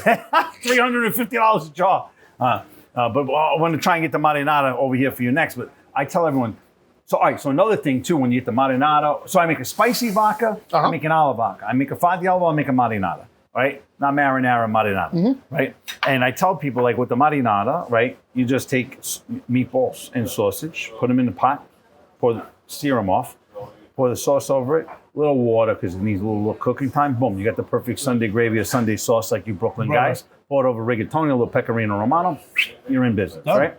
The alla vodka, I say you make the famous penny alla vodka. All you got to do is do a handful of pecorino with this, toss it with your favorite penny, you're good. Then you get the spicy vodka. Calabrian chilies or crushed red pepper? Calabrian chili. See, that's right? the difference. You get the nice chewy rigatoni or the pacari with a big one, little punch of pecorino.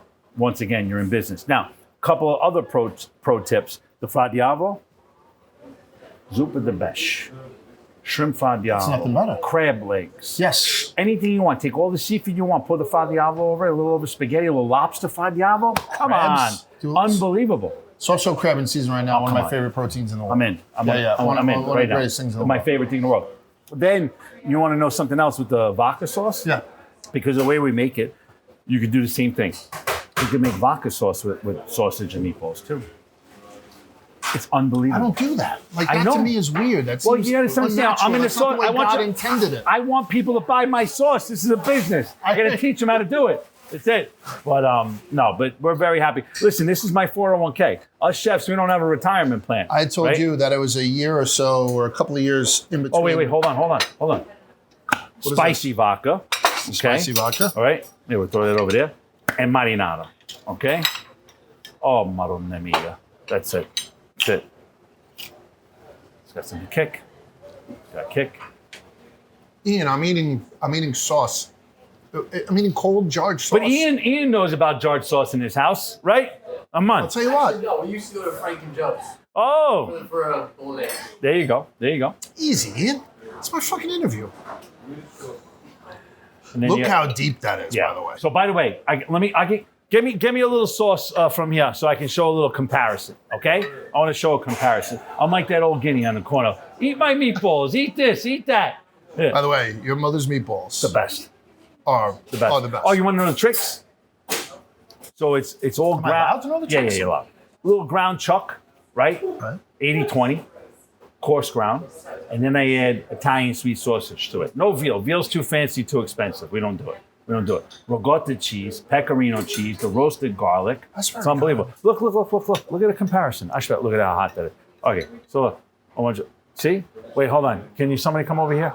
Look. Okay? Come here, cannoli. Cannoli, look. In largest hand is the jarred sauce. In my hand is the restaurant sauce. Okay? Restaurant quality coming to your home right now. You can buy it on Amazon, nationwide, shipping all over the place. Coming to stores nationwide near you. Okay? I'm like Crazy Eddie. Remember Crazy Eddie? My prices are insane. Prices are insane. That's it. I will tell you right now, I'm overwhelmed at this table. Let me ask you something about general food question. Right now, it used to be that everyone listened to a couple of people on where they should and where they shouldn't eat. Otherwise, it was word of mouth. Oh, my uncle loves this place, blah, blah. Now it's all influencers. Yeah. It's guys like me, honestly. And I don't consider myself one-on-one. You need a new word of mouth. Yeah, I'm the new word of mouth. How do you feel about that? How do you feel about guys coming in, camping out, and before they even pick up a fork, they pick up a camera? Is it something that bothers you? Is it a necessary evil? No, it's not necessary. No, it doesn't bother me. I'm in the game. I'm playing it. You know what I'm saying? Like, by the way, that's it. So he's talking about people like this gentleman just walked by, saw me mopping my brow. I got a cold glass of water. That's what we do. You know, influencer game. What do you think? No, I think it's part of the game. You know what I mean? I'm not afraid of it. You know, look, I'm. You know, I told you before I don't follow sports, but I was an athlete, right? Yes. You're either in it or you're not, right? So, like the influencer game, like I love it. You know why? I like the challenge. You know. Right. Now, listen. I will tell you there are a few things that I hate. I hate the people that come honest review. Honest. I tell everyone, if somebody starts a conversation with you and says, "Let me be honest with you," that means you've never been honest with me before. So when I see an influencer go honest review, I already know it's bullshit. And it's a hit job, right? You know. But my point is like, no, that's what it is. Back in the day, when there was no technology, you only went to a place from word of mouth, right? Word of mouth was your cousin went here, he told his mother told the aunt told the sister told the brother, That's and it went down the line, right? Yeah.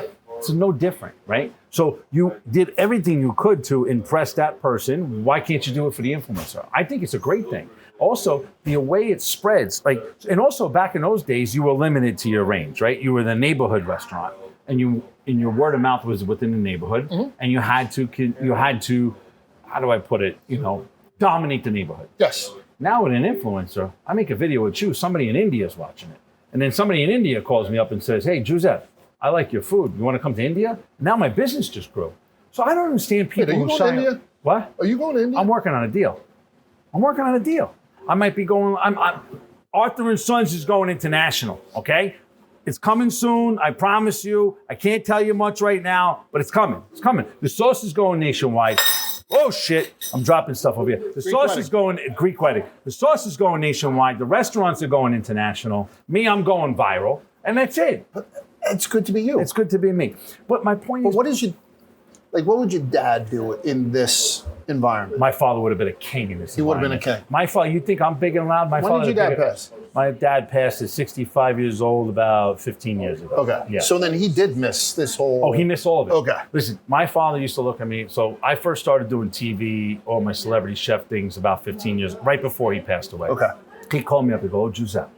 He goes, "I saw you on that fucking Food Network." I said, "Yeah." "It was all minky." I said, "What are you doing over there?" He goes, "What, they paid you for this?" I said, "Yeah, Pop, they paid me." What do you mean they paid you? So they made you go in front of a camera, you made meatballs, and they paid you? I said, "Yeah." "And now everybody in the world gets to see it." I said, "Yeah, now people are going to come to the restaurant." "I don't understand." He goes, "I don't understand." So people think that the chefs, they're like rock stars. I said, "Yeah, like a rock star." He goes to Giuseppe. He said, "Listen, you're going to say, when I grew up, people lay brick, people fix shoes, people cook. We went in the kitchen." He goes, "There's no glamorous," he said. "Yeah. I drive around in the same car. I got the same pair of shoes." He goes, "You know, but my father was bigger than life. People loved him." So his whole celebrity chef world was his restaurant. Yeah. You understand? He was a local legend. He was a local legend. But he couldn't understand how this whole celebrity chef thing worked. Because in his mind, and this is the truth, we didn't have the brains or the smarts or the talent to do anything else. So the only thing left was to cook. Okay? Or make people happy.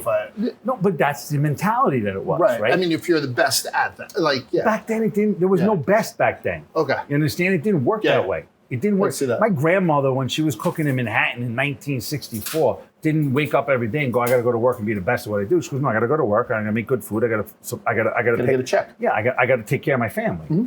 That was the only attitude. She never expected, the TV cameras, I got an agent. You understand? If I told my father I had a Jerry Maguire, he'd fall off his chair. You have a headshot. I saw it. Yeah, I got a headshot. It's fucking terrible. You know? So it's just a different world. So back to the whole original question, the influencers are necessary. The celebrity chefs are necessary. It's the world we live in. It's how we grow this whole business. Can I talk about New York then? So you have the restaurants in New York, but most of your expansion is outside. Speaking to restaurateurs and people who do business in and around the city, how much more difficult has it become to do stuff? This isn't political by any stretch of the imagination. Okay. But things happen, and this is the greatest food city in the world. You agree or no? I mean, you're more worldly than me. It's not what it used to be. Let's just put it that way. And how difficult is it to run a business? From a food standpoint, it's still one of the best in the world. definitely top 3, still fights for the number 1 position. That's different, right? Mm-hmm. But from a business standpoint, it's tough, man. The lease negotiations are tough. The governmental stuff are tough. People in this city are really strapped for money. It's hard. I mean, you got to think about the rents. I mean, yes. You got a 300 square foot apartment over here. It costs you $3,000 a month. Right? Let's call it, exactly. So to come spend $35 on chicken parm is tough, right? So it's really tough to do business here. The litigious nature of it, and it's just really hard to do business here. It's hard to put money into this city and be prosperous. Now, at the end of the day, if you want to live and die and buy yourself a job, you got 1 restaurant, you do really well. Right. God bless you, salud chindan andiamo, right? But I'm not that kind of guy, right? So I'm looking to spread my wings. My only criteria is to, and I've told you this before, I need to open a business. I need to take care of my staff. That's first. Okay. If my staff is well taken care of, my customer is well taken care of. If those 2 things happen, my family's taken care of. It's all I care about. But at the end of the day, if it's going to be a situation where I'm blindsided by things, there's things that are out of my control, things that are stacked against me, why would I do that, right? So, like the rest of the world, we've seen a lot of migration patterns happen. And I myself, I live between New York and Florida. You're following them, yeah. I'm following them. So my father, when I was younger, back to this whole story we talked about before, we started in the Bronx, we moved to Yonkers, right? By the Yonkers Raceway. My father used to take me to bet the trotters. He was a degenerate. I could see him like this. I was 12 years old. He handed me a wax paper cup full of Bud Light. Said, "Enjoy yourself. I'm betting on the 4-horse." Sorry. And I was like, easy money. He's water skiing. Remember that? Yeah, absolutely. Yeah. So, but I said to my father, all of a sudden, my father started opening up restaurants in Upper Westchester, right? And I explained this. So he moved with him. But think about the migration, right? If you grew up in an outer borough. If you grew up in Queens, you went to Long Island. If you were in Brooklyn, you went to Staten Island, New Jersey. If you were in the Bronx, you went to Westchester, right? So we're from the Bronx. Harlem in the Bronx is where we're from. So we started going north. We went to Yonkers. And all of a sudden, we were 45 minutes north. I said, Pop, Pop, why the hell am I in a car driving up the Connick Parkway to go open up an Italian restaurant? He goes, because that's where everybody's going. And he said to me, you got to follow them. He goes, those are our people. Those are people we serve. So that was a very simple-minded thing, but if you think about it now in a bigger fashion, right? I'm just doing the same thing. My people have left New York and they're going to Florida, Texas a little bit, but Florida. Guess what? I'm putting my money in Florida, not politically, not egotistically, nothing. Because I got to follow the money, and you got to feed your family and feed your staff and make your people happy. So I've got to solidify or corduroys what I have in New York, make it a great long-standing restaurant to take care of my employees. Herman, who you love? I love him. Herman's my new business partner, right? Because he treats this place better than I do, right? He loves this place. He comes here. He lives and dies by it. His whole staff, they love him. Right. They look, there he goes right now. Yeah, doesn't stop. His whole DNA is in this place, right? Right. But their DNA is to make my DNA present. So I said to him, you know what you are? You're my new business partner. I said, so I gave him a piece of the business. I said, you're going to run this business, okay? And you're going to do this better than I could. You know why? Because you're going to live and die by it. You're going to feed your family by it, right? And that's what I'm doing in New York. Now, in my New York businesses, I'm finding these people and I'm saying, this is your business now, not mine. What happens if this podcast takes off, this episode? Why wouldn't it? Can I get a little bit? You get a little something. I'll give you a free cannoli. We just talked about Florida. That's it. We spoke about New York. Is there a town that people don't know about that's a great... I don't think Jupiter, Florida is a great food town yet. No. As more people go down. I'm Big Fish, Little Pond.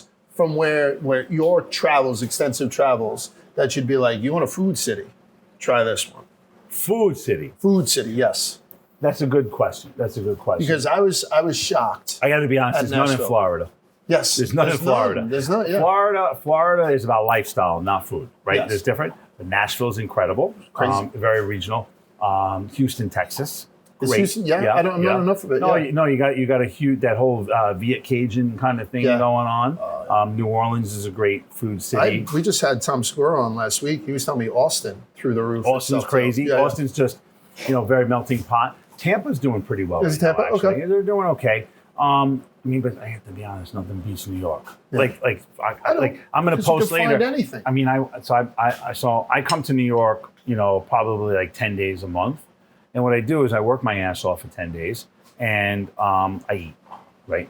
So I have hit so many places, and I take pictures, and then when I'm done, I do a little photo dump.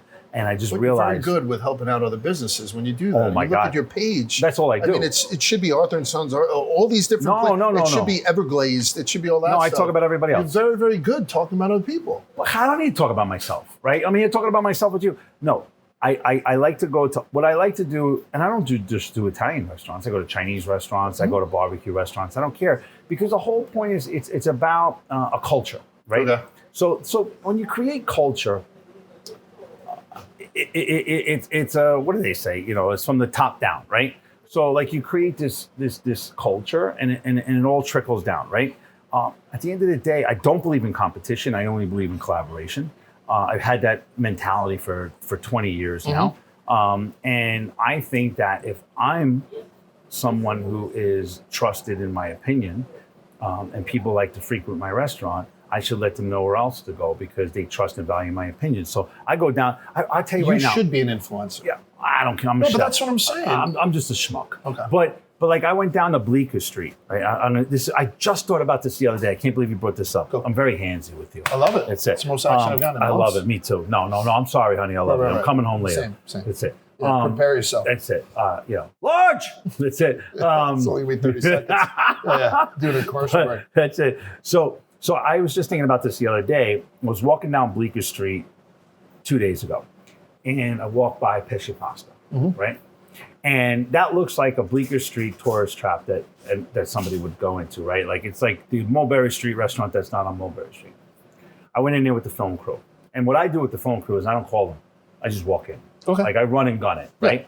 And 90% of the time somebody recognizes me and they go, "Oh shit, he's here. This is great," right? Okay, I'm going to promote your restaurant. And they know from watching my videos, there's no fucking low blows. You know what I'm saying? Like, I'm giving you the fluff. Right. How much of the fluff is to be dependent, right? I walked in, I had linguine clams. Wait, now, so you're saying that, because this is my idea too, like, so, Dave, the guy who was my boss. The pizza joint. Pizza guy. The pizza guy. He'll go and he'll trash a place. If he has. He doesn't do it as much anymore. Dave, people are saying that he softened up a little bit. I'll never trash a place. I think he goes to better places so he doesn't. I throw out bad reviews. I just don't put them out there. That's how I feel. I don't want to be a goalie. I don't want to stop somebody. We're going to have a conversation about reviews after this conversation about how I feel about that and what I think about. And I want to explain to people when you leave a bad review what you're actually doing. But that's a whole nother story. Okay. That's another podcast. Right. So anyway, I go into this place. I had the linguine clam sauce. And I said to myself, pesce pasta. I want the manicchiato. I want the linguine clam sauce. I ordered all macaroni with the fish in it.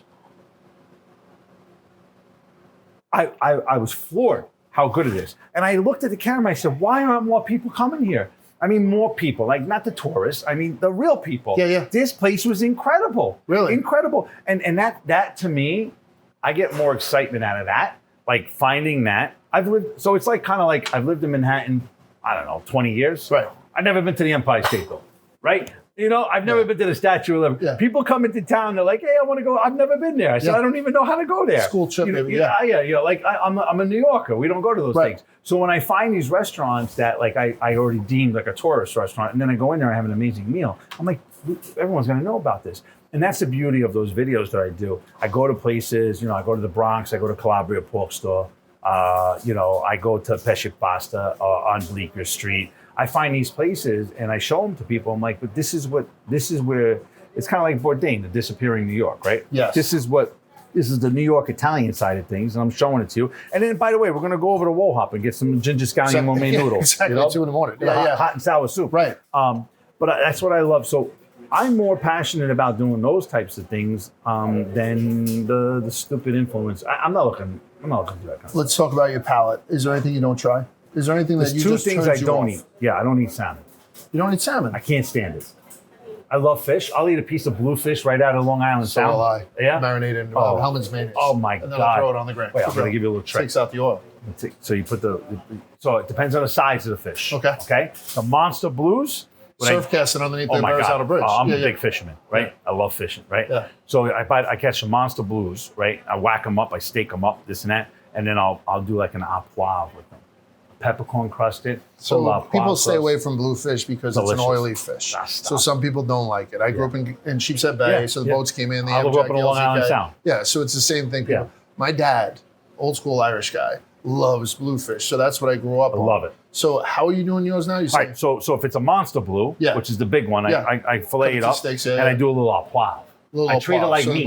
Treat it like meat. Yes, right? yes, yes. You got to eat it 24 hours out of the water though. After 24 hours, it becomes it's like morphed. It's done. But if you catch the cocktail blues, that's when you take the mayonnaise, you put it over top, take the tin foil, put the oven on broil, and you broil That's it. exactly what we do. Hold on, I'm gonna give you a little trick. Go. A little Asian trick. Go find your favorite kimchi, chop it up, a little vinegar, like make a little kimchi relish. Right. Take the bluefish with the mayonnaise, broil it, put the kimchi over the top of it. Oh my God, a little rice on the side. Oh, it's incredible. I love kimchi. It's incredible. I mean, love that's why kimchi. this collab that you're doing, who would you say? You're doing the kimchi No. Esther and I want to talk somewhere about down the something. road. Yeah. We're gonna Please, do, if I do some with kimchi, it'd be the first one I I can tell call. you, cabbage to me, like I would do a rigatoni cabbage from Fiona's out in New Hyde Park, and it was one of the more simple dishes, loaded down with black pepper, and it's one of the greatest dishes that I've ever had. So you said you don't eat salmon. No, I don't eat salmon. Which jumps out at me. What's And the then- second one? Alige, anchovy. You don't eat that? No. It has to be cooked a certain way. So if I take alige and I make like a puttanesca or I make like an alla romano sauce with capers and I cook the alige into it and I disintegrate it and it permeates through the dish. The nuttiness. Beautiful. Yeah. But like a pizza with alige on it, I can't get it down. So it's a salt bomb. I can't eat it. I can't eat it. I don't know what it is. And I think a lot of it has to do with my father would never get a pizza without alige on it. Alige is anchovy, by the way. So it's like a childhood thing. Yeah. You know, it's kind of like when you get drunk on your first liquor, you can never drink it again. That's why. I mean, you know, I'm allergic to Irish whiskey. So I break out hand chips. That's what happens. You break out I'll tell you, we just did Steve Sharippa 2 weeks ago, and he was like, "I love anchovies." I said, "I'll eat." He's like, "You too," but I like to tuck it into the crust, like rip my crust open and go throughout. So those are two things that you don't. Those eat. are two things I don't prefer to eat. That's your palate. Yeah. Let me talk about your skills. So you throw around, almost like it's unimportant, the star. Right? It's a Michelin star, correct?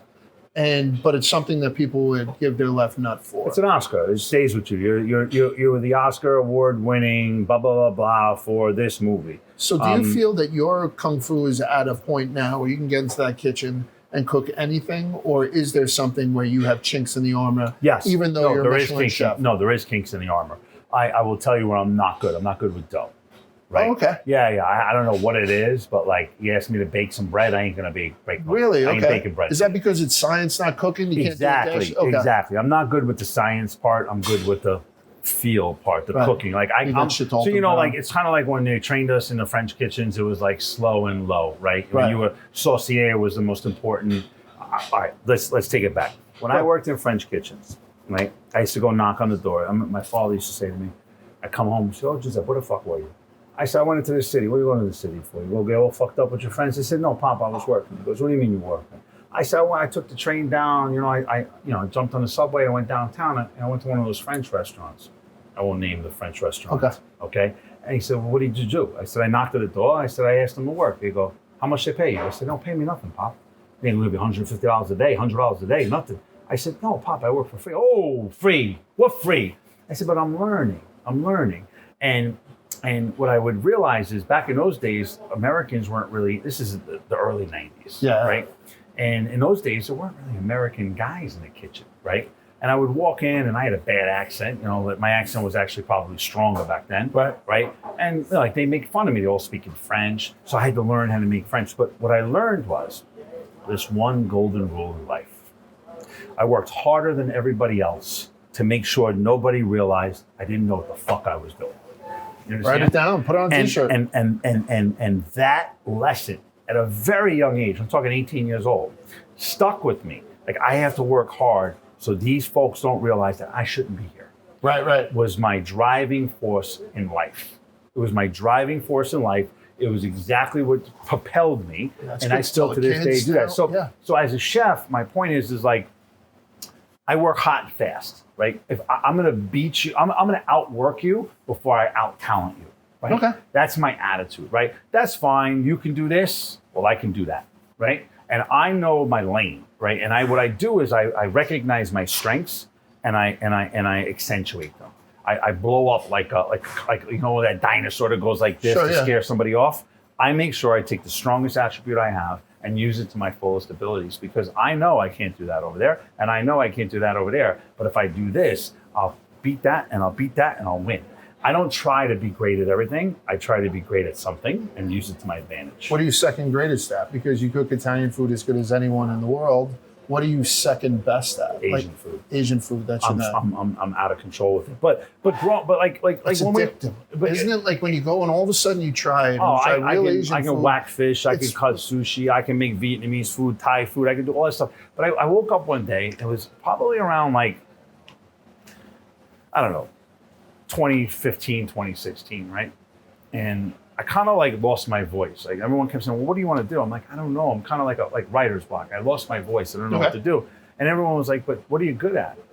And I was like, well, I'm really good at cooking Asian food. They're like, okay, we'll open up an I'm like, yeah, but I was like, but in the world of, cultural misappropriation right now, this was when the world was going ham, right? Yes. It was like you were evil if you tried to misappropriate something. I was like, so an Italian kid from the Bronx Yonkers who with a bad accent is going to open up a Vietnamese restaurant and cook food better than someone who's from Vietnam. On stolen land. I was all right, well, let's not go there, right? And I said, it's just not going to go over well. Right. I said, and I remember I was working with a publicist at the time, and she said, well, everyone, you're Italian. I was like, you understand something? I say, isn't that cliche? And then the opposite starts. Now the guilt, but isn't that cliche? I'm an Italian guy. I'm supposed to have a meatball in my hand. Right. And I realized, yeah, I am supposed to have a fucking meatball in my hand.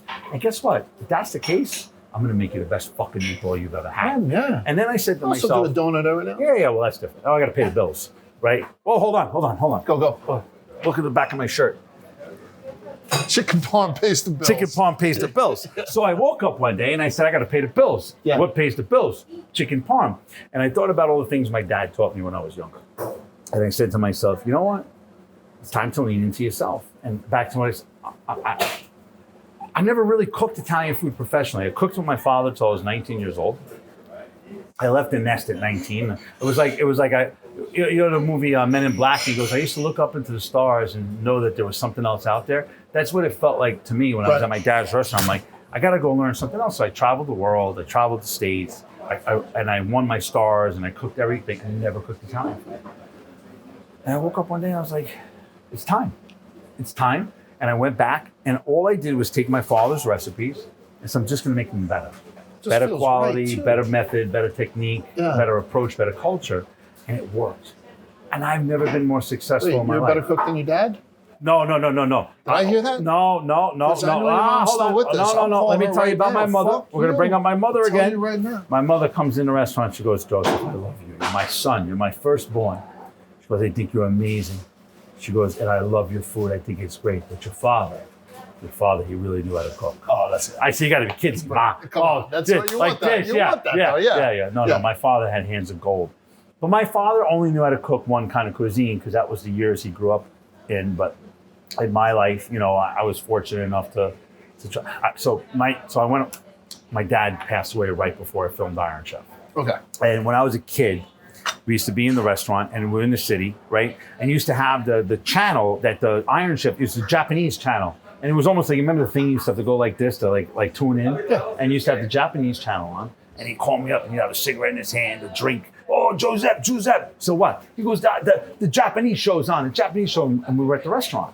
And he'd come out. I come out of the kitchen. My apron's all dirty. I'm prepping chicken cutlets. He's like, let's watch it. And be like, oh, croissant. And the guy'd be flipping the omelet in the wok. So for people who are younger, they don't understand. Yeah. Iron Chef, when it first started, the original Iron Chef, Hiroki Sakai, Chen Kenichi, Masahiro Morimoto. You're good. Ratsuburo Machiba. Yes. And it was all dubbed. It was all dubbed. The commission. It was all in Japanese. It was all in Japanese. And these guys. They cooked their ass off with the apple like this. And it'd be like, la cuisine. La cuisine. Yeah. And I'm telling you, it was one of the things that got me into food as well. Yeah. So one of my favorite times with my father is we would watch Justin Wilson. Cajun Cook. Cajun Cook. Walking with Jan, right? Yeah. Okay, and Iron Chef. Justin Wilson, then it was that guy who got into some trouble. Oh, Galloping Gourmet? Yeah, Frugal Gourmet. He was Frugal very Gourmet. good, though. We won't talk about that. I know, but still. But we watched all the shows. We watched that and Magnum P.I. Exactly. That was a great show. But my father would call me out And he'd be like, "Oh, Giuseppe, the fucking Japanese show's on." We'd watch it, right? We didn't even know it was called Iron Chef, right? It was a Japanese cooking show's on. And I remember when Iron Chef America started, he called me up. He goes, "Oh, man," he goes, that show's coming to America now. That the redhead's on it. The redhead, Bobby Flay. Oh, Bobby Flay. Yeah. I was like, yeah. I was like, "I know him, Dad." They're like, "No." He goes, "You know him?" I said, "Yeah, I do." I said, "We all work in the same circles here in Manhattan." He goes, "Oh, Giuseppe, you got to get on that show." I was like, "Dad," I said, "You don't just get on that show." So I remember, so it was, I can't remember when I filmed it, but anyway, I get the phone call from the producer and they said, "Hey, how are you?" I said, "Good. I'm from Triage Entertainment, whatever it is, Food Network. We want to have you come on the show." Yeah. I was like, "Wait, so I'm going on Iron Chef?" I said, "Yeah." I was probably about 31 years old, right? Yeah. And I remember I called my old man up. I said, "Pop, I got the call." "What call?" I said, "I got the call." I'm on the Japanese show. He goes, "What call are you talking about?" I said, "I'm going on the Japanese cooking show." "You going on the Iron Chef?" I said, "I'm going on the Iron Chef." He was so fucking excited. He was out of control. It's a great feeling. He passed away right before I filmed it. Stop. Yeah, passed away right before I filmed it. Yeah. Tragic. So wait. So you just brought me up and took me down. You son of a bitch. So I called. So wait. So when we filmed it, right? Yeah. I had my business partner Bruce with me, my mother, and my stepfather, and my father's brother. I said, "You got to come sit in the audience. I got extra seats." Kitchen Stadium. So I didn't bury my father. I cremated my father. And what I did was I took like these little like mini urns. I gave one to like my whatever. So I gave one to my uncle. I said, "You got to bring this in." Oh, okay. Like a real guinea, I was. I said, so I like a real guinea. So they don't even know that until this moment. They don't even know it. I said, so when I went up against Bobby Flay, my uncle sat there with the Comacicam, the urn in his pocket in a bag. With him the whole fucking time. I said, awesome. He's here. That's awesome, man. Yeah, Good for you, man. So, but no, my father, he was unbelievable. We had Michael Ferraro on the show not too long ago. He's a great chef. Yeah, he's a great guy. And he was on there, and I think he didn't go up against Bobby. He went up against Lamb's Club guy, Jeffrey Zakarian. Yeah, that was later on. I love all of that stuff. We're almost going to wind down to the final questions, but before I go on, I want to remind people, if you want to appreciate just how good this guy is, I think one of the best ways to do it is through a show. Like 24, Last Chef Standing. Last Chef Standing is on until May 31st. I can't tell you how far I go, but you got to watch every Saturday, Sunday. You have a couple of bucks and you want to, whatever. But that's all up to you. That's it. Arthur and Sons, obviously here in the city, and go to one of the two locations. What if you're down in Florida with the rest of the New Yorkers who used to be there? There's absolutely no reason why you can't have a feast like this that I have in front of me. I'm not going to mention the rest of the shit because it's just too fucking much. It's exhausting how many pots you have your fingers in. It's what I do. But I respect the hell out of it. I have one rule. Make a little bit of money in a whole lot of places. It's not a bad rule. That's it. Yeah. Diversify. That's my portfolio. You're a finance guy. You should know that. How do you take your eggs? How do I over medium? Over medium. Okay. You want everything to set up. A little over medium. Steak, medium rare, depending on the cut. What's your favorite cut? Ribeye medium, filet mignon medium rare. That's me. And I love a skirt steak, flavorful, but I've been really enjoying a Wagyu Denver lately. Denver Wagyu, Steak River Farms, medium rare. We just did picanhas in the infield. Oh, good stuff. Same thing. Yeah, exactly. So like a blade type thing. Yeah. Pizza. So we're spoiled because we come from New York. You did toppings on the pizza? What do you do? I'm adamant. No. There's only two ways to have pizza, regular or pepperoni. That's it. I'm going to Joe's. Would you agree that a pizza from New York is not really a New York pizza unless you buy by the slice and you have them throw it on the deck for a couple of seconds? 100%. That's and on a paper plate. That's the quintessential. I'm gonna when we're done. I'm gonna walk down the street to Carmine Street. And I'm gonna go get a slice of Joe's. I guarantee I'll have a slice of Joe's tonight. Okay. And I believe you. I guarantee I'll have at Joe's, I go regular. I don't even go pepperoni. Straight regular. Hold on a sec. So when you go to Joe's, what happens? They see you come on in the back? Everybody. It's my neighborhood. Right. You know what else I go? Wait, I'm going to tell you. Actually, no. I'm going to back it up. My man Frankie at Mama Two's, he's the best. I walk in there, I get a house slice. I don't do the squares. Everybody goes there for the squares. I get the house slice. I sit in the back. I have a nice slice with him. I shoot the shit. He's as tall as you are.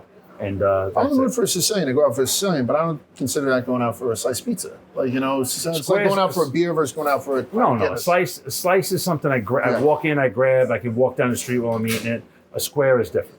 Anything that is there anything that you think people pretend to like? Like, what's that trend? Caviar. Caviar. You're not a caviar guy. Too much of it. Stupid. Putting it on everything. What about caviar? It doesn't taste good. What about the traditional thing? Still, no caviar for you. I'm not a caviar fan, but like if you're gonna do caviar, like buy the best caviar you can. Do the problem is it's like one of those things. Like, it's like oysters, right? Everyone's like, "Oh, I love oysters." No, you like the mignonette. Like cocktail sauce. Yeah, like cocktail sauce. Yeah, right. The same thing with caviar. No, you like all the accoutrements. You know, I love the caviar. The caviar thing is dumb. It's stupid. Okay, everyone's like, "Oh, caviar pumps." Just fucking do cocaine and move on. Let's just stop. I do love it both. Yeah. Two things at once. You could recommend. You can't own the joint. You can recommend to me any restaurant in the world. Tell me where I should go and what I should order. Any restaurant in the world, where I should go, what I should order. We actually talked about it, and you're not going to like the answer. I don't know why. Why?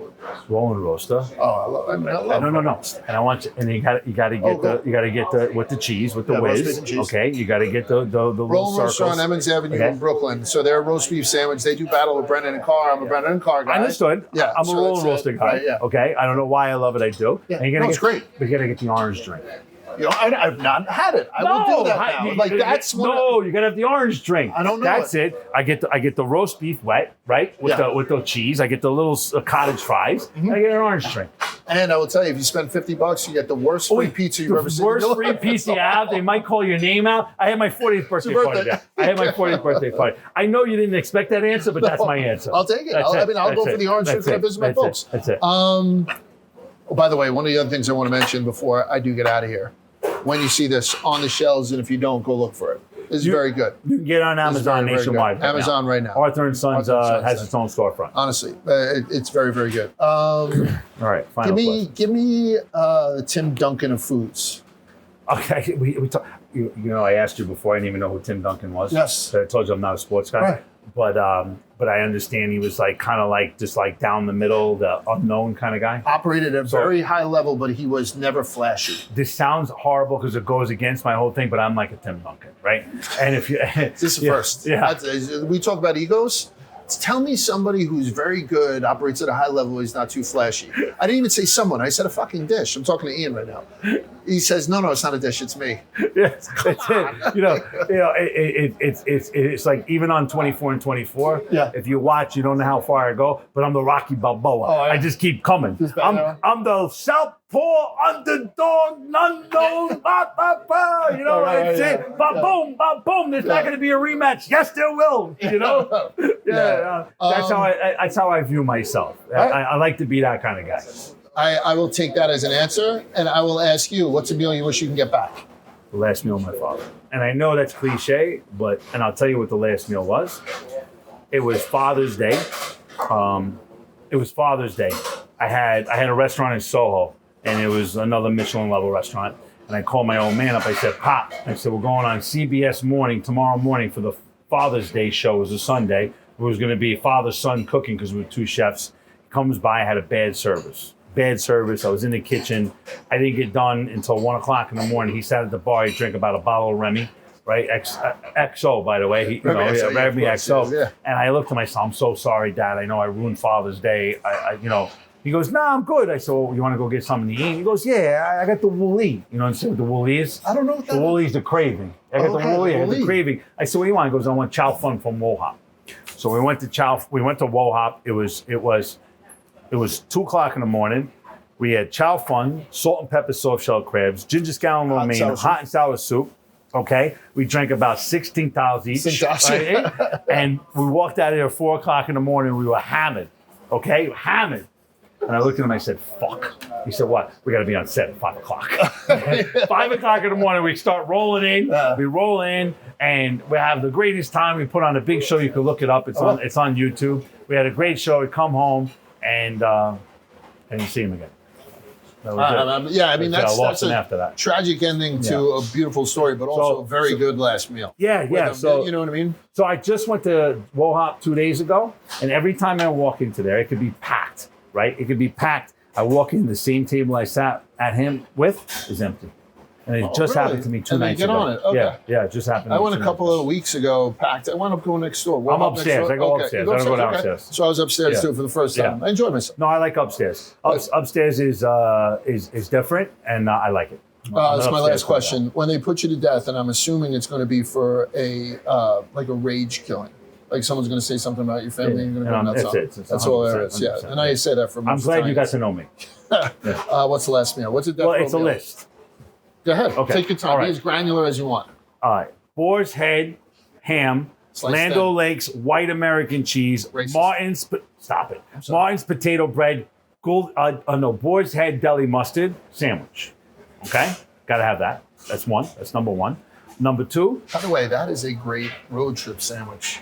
Like when your mom would make them, and all of a sudden there's 6 of them, and you get a little soggy, and you reach back and you have that with a quarter water. That's top of the list. That's top of the list. Ham and cheese sandwich. Martin's potato roll. Potato bread, not the roll. On the bread. On the bread. Even better. It's got to be Boar's Head ham. It's got to be Land O'Lakes white American. It's got to be the Boar's Head deli mustard. Deli mustard. Okay. That's it. Number 2, spaghetti pomodoro. Right, a fresh pomodoro sauce, super high quality spaghetti, like the most super aged Parmigiano Reggiano possible over the top. That's it.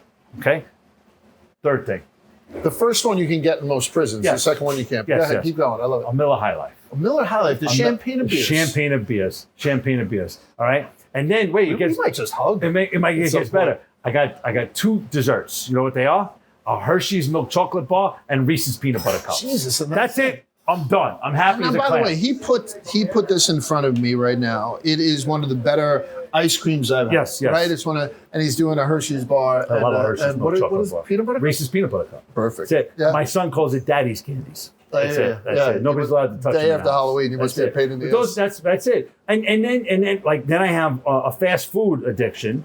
Right? Yeah, that'll be my final question. Because I usually ask people about fast food. So a guy like you who knows the finer things in life, when you do break down and you have fast food, I'm assuming it's not that often. What's the go-to fast food? Taco Bell.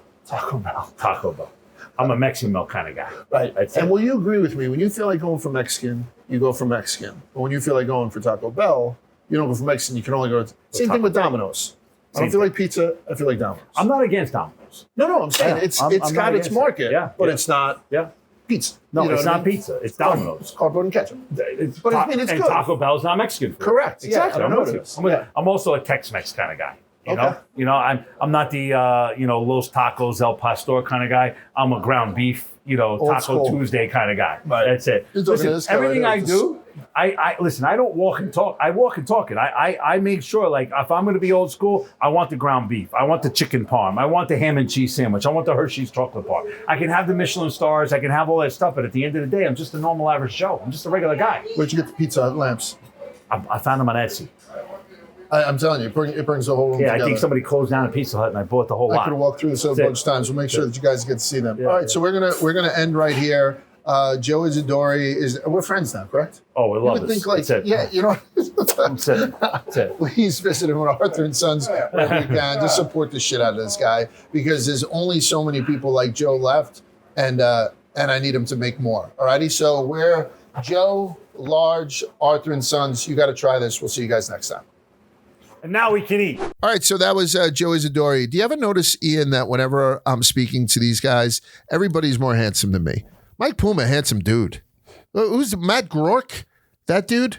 Thank God the grill guy was here. He's so weird looking. I speak to the grill guy once a week now. I was going to say, last week it was kind of like a mirror of...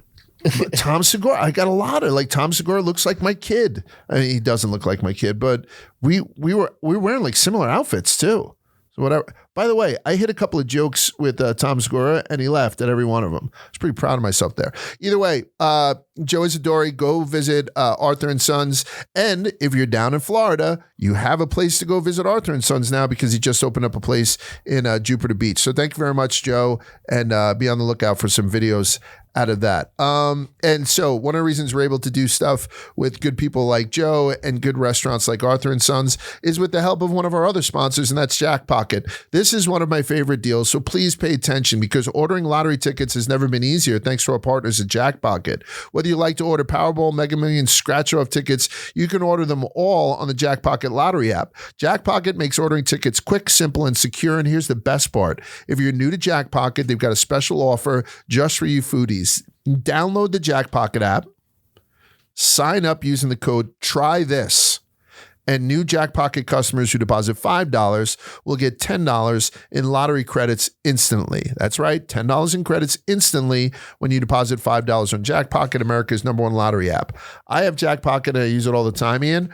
Annie hadn't downloaded it yet. We're driving on the Route 80. We see the billboard. Powerball just got hit. Somebody just made hundreds of millions of dollars in Powerball. So this Powerball, the next one, is only $20 million. Which I think turns people away. I said, Annie, sign up for Jackpocket right now. She got 10, and she just threw 10 on a very light Powerball thing, 20 million, because I think our odds are better when it's a smaller thing. I'm screwed up in my head. So I use this, and I really recommend you guys use it too, especially if you play the lottery and you don't really feel the need to go out to the bodega to do it. All right, we're winding down here. What else do you want to talk about? We brought up the clip from the yak earlier on the show. Yes, we did. There's been a lot of stuff in the Barstool food world that's been going on. Most recently, I guess, and most shockingly, Marty Mush posted a video about someone eating half of the Pringles can in the snack area of the Barstool New York office. Yeah. People really are sick who work here. I come over to the snack closet here, right? Go to the snack. Ooh. Little Pringles. I'd love a little Pringle action. I go grab it, and it's a little light. I open it. There's fucking like 3 chips left. Who ate it? Who did they stand here, open it a little bit, and they left the top on like this so it looks brand new. And there's like 3.5 chips left. They had the little rat crumblings all over. Who leaves it like that? I want you to tell me what happened here, because now I'm pissed. I knew that we had some animals in here. We do. But somebody had put up, I'd seen that same clip on X, and somebody had put up, it's no worse than you eating Chinese food and leaving it everywhere. Do you know what that's from? That's when the Yankees fans did not clean up after their stream. Do you know who turned them in? It was you, because you were the first person in that morning. Yeah, Barstool Breakfast was the following morning, and I just happened to say I didn't turn them in. Like wrote a letter to the principal. One of the people who had came in early from the 3rd floor was down there with me. I was like, "Can you believe these fucking guys?" And it was like an HR person, and they called Dave, I think. And then Dave called these guys out and like looked at the videotape to see who was eating, and it was a big deal. Anyway, that's in the rearview mirror. You fast forward a couple of years, and Marty Mush goes in to get himself a nice little snackaroo, opens up a can of Pringles, and I'm telling you, it wasn't a quarter eaten. It wasn't half eaten or 2/3 eaten. This person left behind just enough to make the next person mad. Like that was done maliciously. I would like to go to the videotape and find out who that is. Unfortunately, Pete said we're just going to move on from this and throw out the can of Pringles. But okay. He doesn't want to launch a full investigation. Kelly Keys was also on board with pulling the tapes, but yeah. I would like to see who the fuck that was. Is that a fireable offense? No, no. But particularly if it's done on top of having a lot of people who aren't that great with manners here, we also have people who are kind of airheaded, who are doing too many things at once. So maybe, no, I don't know how you can make that mistake. Although if you open up a Pringles can, Ian, and the wrapper comes off, I've done this many a time. You can put the foil back on and put the cap on and it looks the same thing. Perhaps somebody did that and a maid put it back thinking it wasn't touched. I'm trying to make excuses for somebody when it really was just one of these fucking slobs. It's who doesn't give a shit. It's truly inexcusable. And on the same note of potato chips and chips, I guess, of that sort, a couple weeks ago we brought up a sandwich party. Yes. And you fucked with it heavy. I did. And I think the person actually commented and said that they'd invite you to the next one. So that's nice. Shout out Michaela. Done and done. Another interesting type of party sort of food type of thing popped up on Twitter. And I mentioned potato chips. This is called the potato chip charcuterie happy hour. Oh, yes. They had fig jam, brie, thyme, and then all these different potato chips. Right. So imagine if you showed up to the potato chip charcuterie happy hour with a fucking half can of Pringles. I'm looking at some of these things. So this one has like those oil cured olives, ribbons of salami, and that looks like crumbled ricotta salata on top of Ruffles Ridges. By the way, shout out Laura Hayes DC on X. Yeah. This is grown people's nachos, maybe? Can I say that out loud? Adult nacho party? That's what it seems like. Like this is sliced that's basil with sliced pepperoncinis and torn prosciutto. My problem here is that, and somebody brings it up in the comments, I'm looking at it right now, I'd be afraid it would get soggy.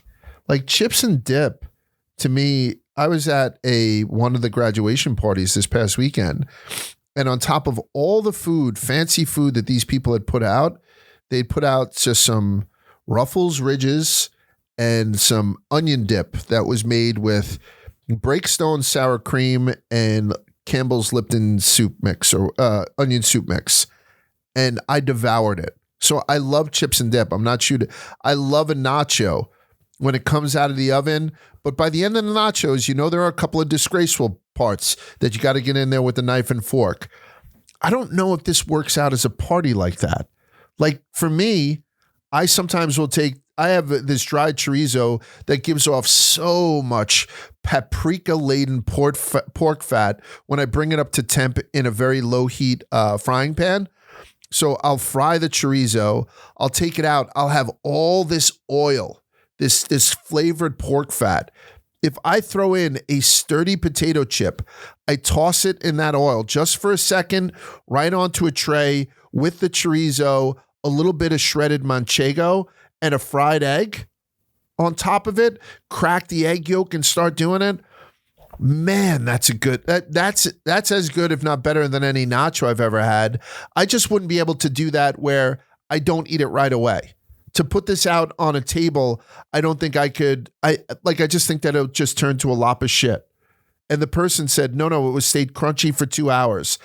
I'm not sure it would. I don't want to call this person a liar by any stretch. And this young lady, Laura, had sent videos along with it and whatnot, and everything looks fantastic. I don't know. Oh, they're outside too. I don't know if this would stay right, Ian.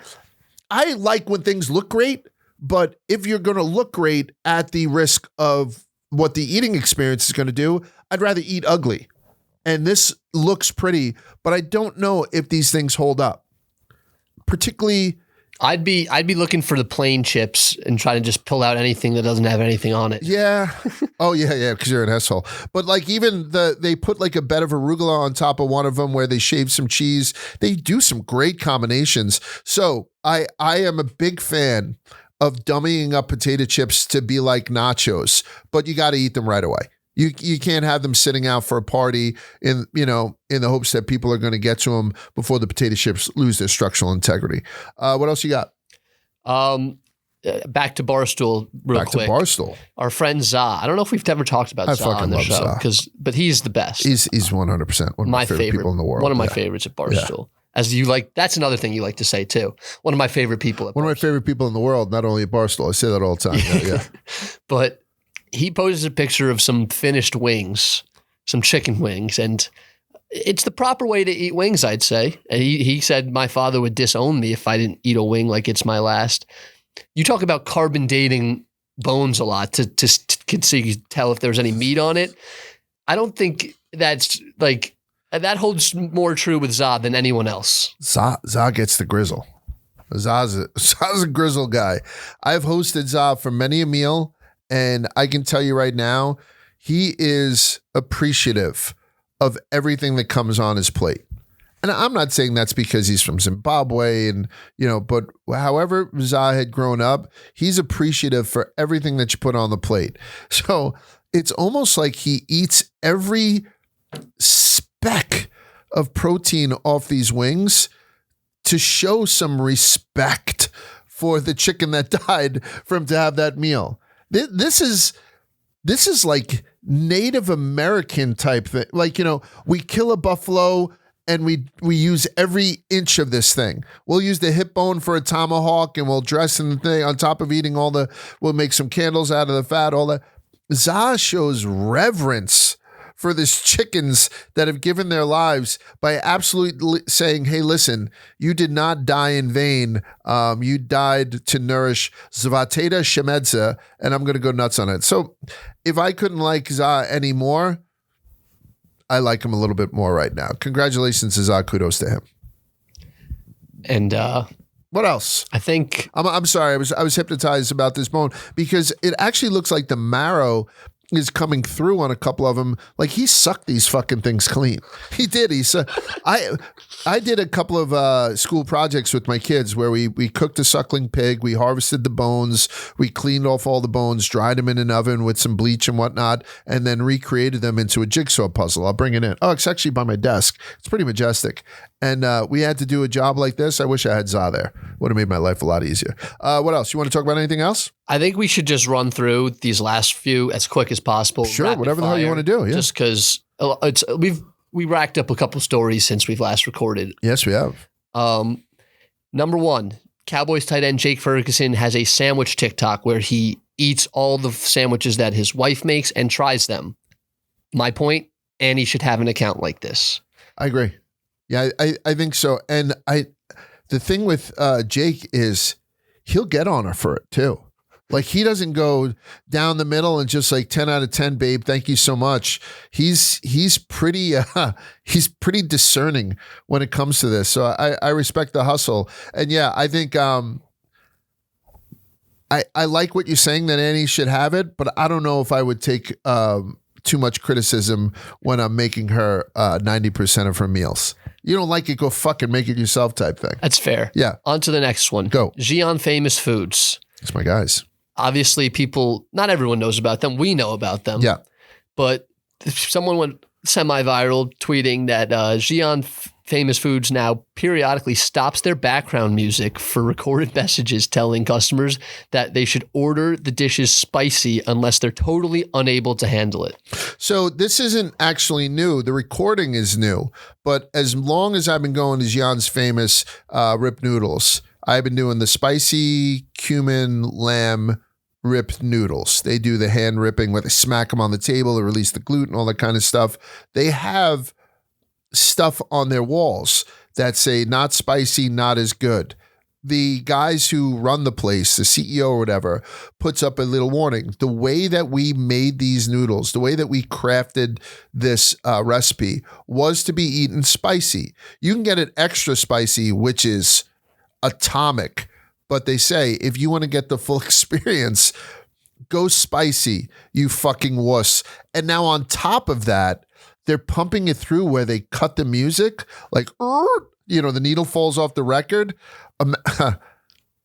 That's guilting people into eating spicy food, and I'm here for it, Or it also shames people. Be like, listen, I heard the recording, I saw the signs, still, no spice. It's still it's still a very good dish, but the spice where my head is starting to sweat and you're using that black vinegar, that's next level. Get a little spice in your Xi'an's Famous. I agree with this 100%. And on the Xi'an's note, I don't know if you noticed this, but the distribution of their locations are across the 4 perfect cities, according to one ex-user. Yeah. DC, Philly, New York, and Boston. Yeah. Which, I mean, is the Eastern Corridor train. Like, that's the same thing the Vomit Comet that I would get on in Boston at 5 o'clock in the morning so I could make the open in New York. Then it was the same train that went to Philly and then Washington, back to Philly, back to New York. I could get on it then at 2 o'clock and be in Massachusetts for a customer dinner. So it's along that car. I mean, anybody that wants to open up big businesses on the Eastern Seaboard would want to do it in that line of Boston, New York, Philly, and Washington. And obviously this place is playing chess instead of checkers, so they already know that. What else? You brought up Quiggs earlier. I love Quiggs. Because I think I don't know. You did something with the Randazzos where you tricked me. Yes, I did. I told you we had a table named after us. So Quiggs, genius who works at Barstool, probably could have worked for NASA or something, people say. Rocket science. Exactly. Yeah. He's very good at creating fake, realistic looking images, which is like we talk about the April Fool's stuff. I hate it. Quiggs is a problem here. Yeah. He got us during that spring break thing with Kadick. Yes. And ordering Uber Eatsing a rack of ribs to a steakhouse because he wanted to make sure he had something to snack on in between courses. I mean, that's just a very believable tweet, Quiggs. It's absolutely. And there are so many comments. He's got 50 comments. He's got 493,000 views. 500,000 people saw this. 50 had commented. That comment thing used to be like 120. But when people saw that they got, then they deleted it. And you know how I know that? Because I deleted mine. He totally got me on this stuff. If I can just reiterate it, AI and fooling people is not funny to me at all because it just makes me feel old and stupid. And I could totally see Kadick doing that. I could totally see Kadick saying, you know what, I want to make sure I had something nice to snack on between courses. I mean, ultimate disrespect if he did that while I was there, I would have to leave. I'd pay the bill and just be like, let's get out of here. Ultimate disrespect for a restaurant. It looks like it was fine dining. But again, I'm talking about it like it happened. It didn't happen. You know what I'm saying? I'm changing my mind. Fuck Quiggs. Fuck Quiggs. Yeah, don't ever mention his name on the show again. Shout out Kadick. He's doing pretty good without the NFL. Yes. But this guy who was drafted to the NFL, Logan Jones, who's the 57th overall pick, he has a lifetime supply of ketchup from the Kraft Heinz company. Oh, for the 57. Now that's pretty hot. Now here's my take. What is a lifetime supply of ketchup? And do companies hide behind the lifetime supply thing to get away with some free PR when really they're not giving away that much ketchup? Who would, like, how much ketchup would I need? How much money would I be spending on ketchup? But this kid's got to be in his low 20s between now and for the next 60 years. How much ketchup would I have? I'm assuming I'm going to buy $1,000 worth of ketchup in my life. Is that it? I mean, I know Heinz also, he could get like the vinegars, the mixed sauces, relishes, mustards and whatnot. But it says here just ketchup, not even that he can get Heinz 57 or their chili sauce or anything like that. Yeah, this is a psyop. Fuck, this is a psyop. Why it doesn't, this is such great advertising for them, Heinz 57, because it just made me look up what their other products were that the kid could also get. And I'm seeing now that Heinz 57 makes a tropical teriyaki Hawaiian-inspired tropical sauce that I never tried. I want to try it, right? Like that. They totally got me again. They have more than just brown gravy. They have a caramelized onion and thyme, or herb de Provence gravy, a roasted garlic and rosemary gravy. Some of those now I want to try. They have a jalapeno tomato ketchup blended with jalapeno. I want to try that. I want to try the mayo chup. They have a Mexican-inspired street corns. I'm doing an ad. Stop. So, but my point is, they got me. They just got me again. And I'm consistently hitting load more. Something called salad vinegar. I don't know what salad vinegar is. I'm about to order salad vinegar while we're here. And you've seen me order stuff off of like the TikTok shop. I'm a very, very impulsive type guy. I don't know what the fuck is salad vinegar? It's this mixer of special ingredients designed tastes phenomenal, used as a salad dressing. But, so it has other stuff in it. So it's just a dressing? I'm going to go into that. I'm probably going to have it by the next time we tape this. So congratulations to Heinz. They got us the 57th pick. They had to pay out the ass probably to have that and say that they're giving the guy, what, $1,000 worth of ketchup? I don't think ketchup has like a shelf life, so they can just give it to him basically now, keep it in his fucking garage and not use it and gift it to his kids, because that's not a huge get for this rookie. Hey, by the way, yeah, what's your incentive? So I get free ketchup. That's fucking crazy. What else you got, brother? This has to be a psyop as well, except this is apparently a real thing. There's a Michelin star restaurant, El Cielo in New York, called they start this thing called Choco Therapy. I don't like this. Which is a sensory experience where melted chocolate is poured over your hands to recreate the carefree, messy joy of childhood. What are we doing? I don't know. Yeah. So this is a Michelin star, please? Yeah.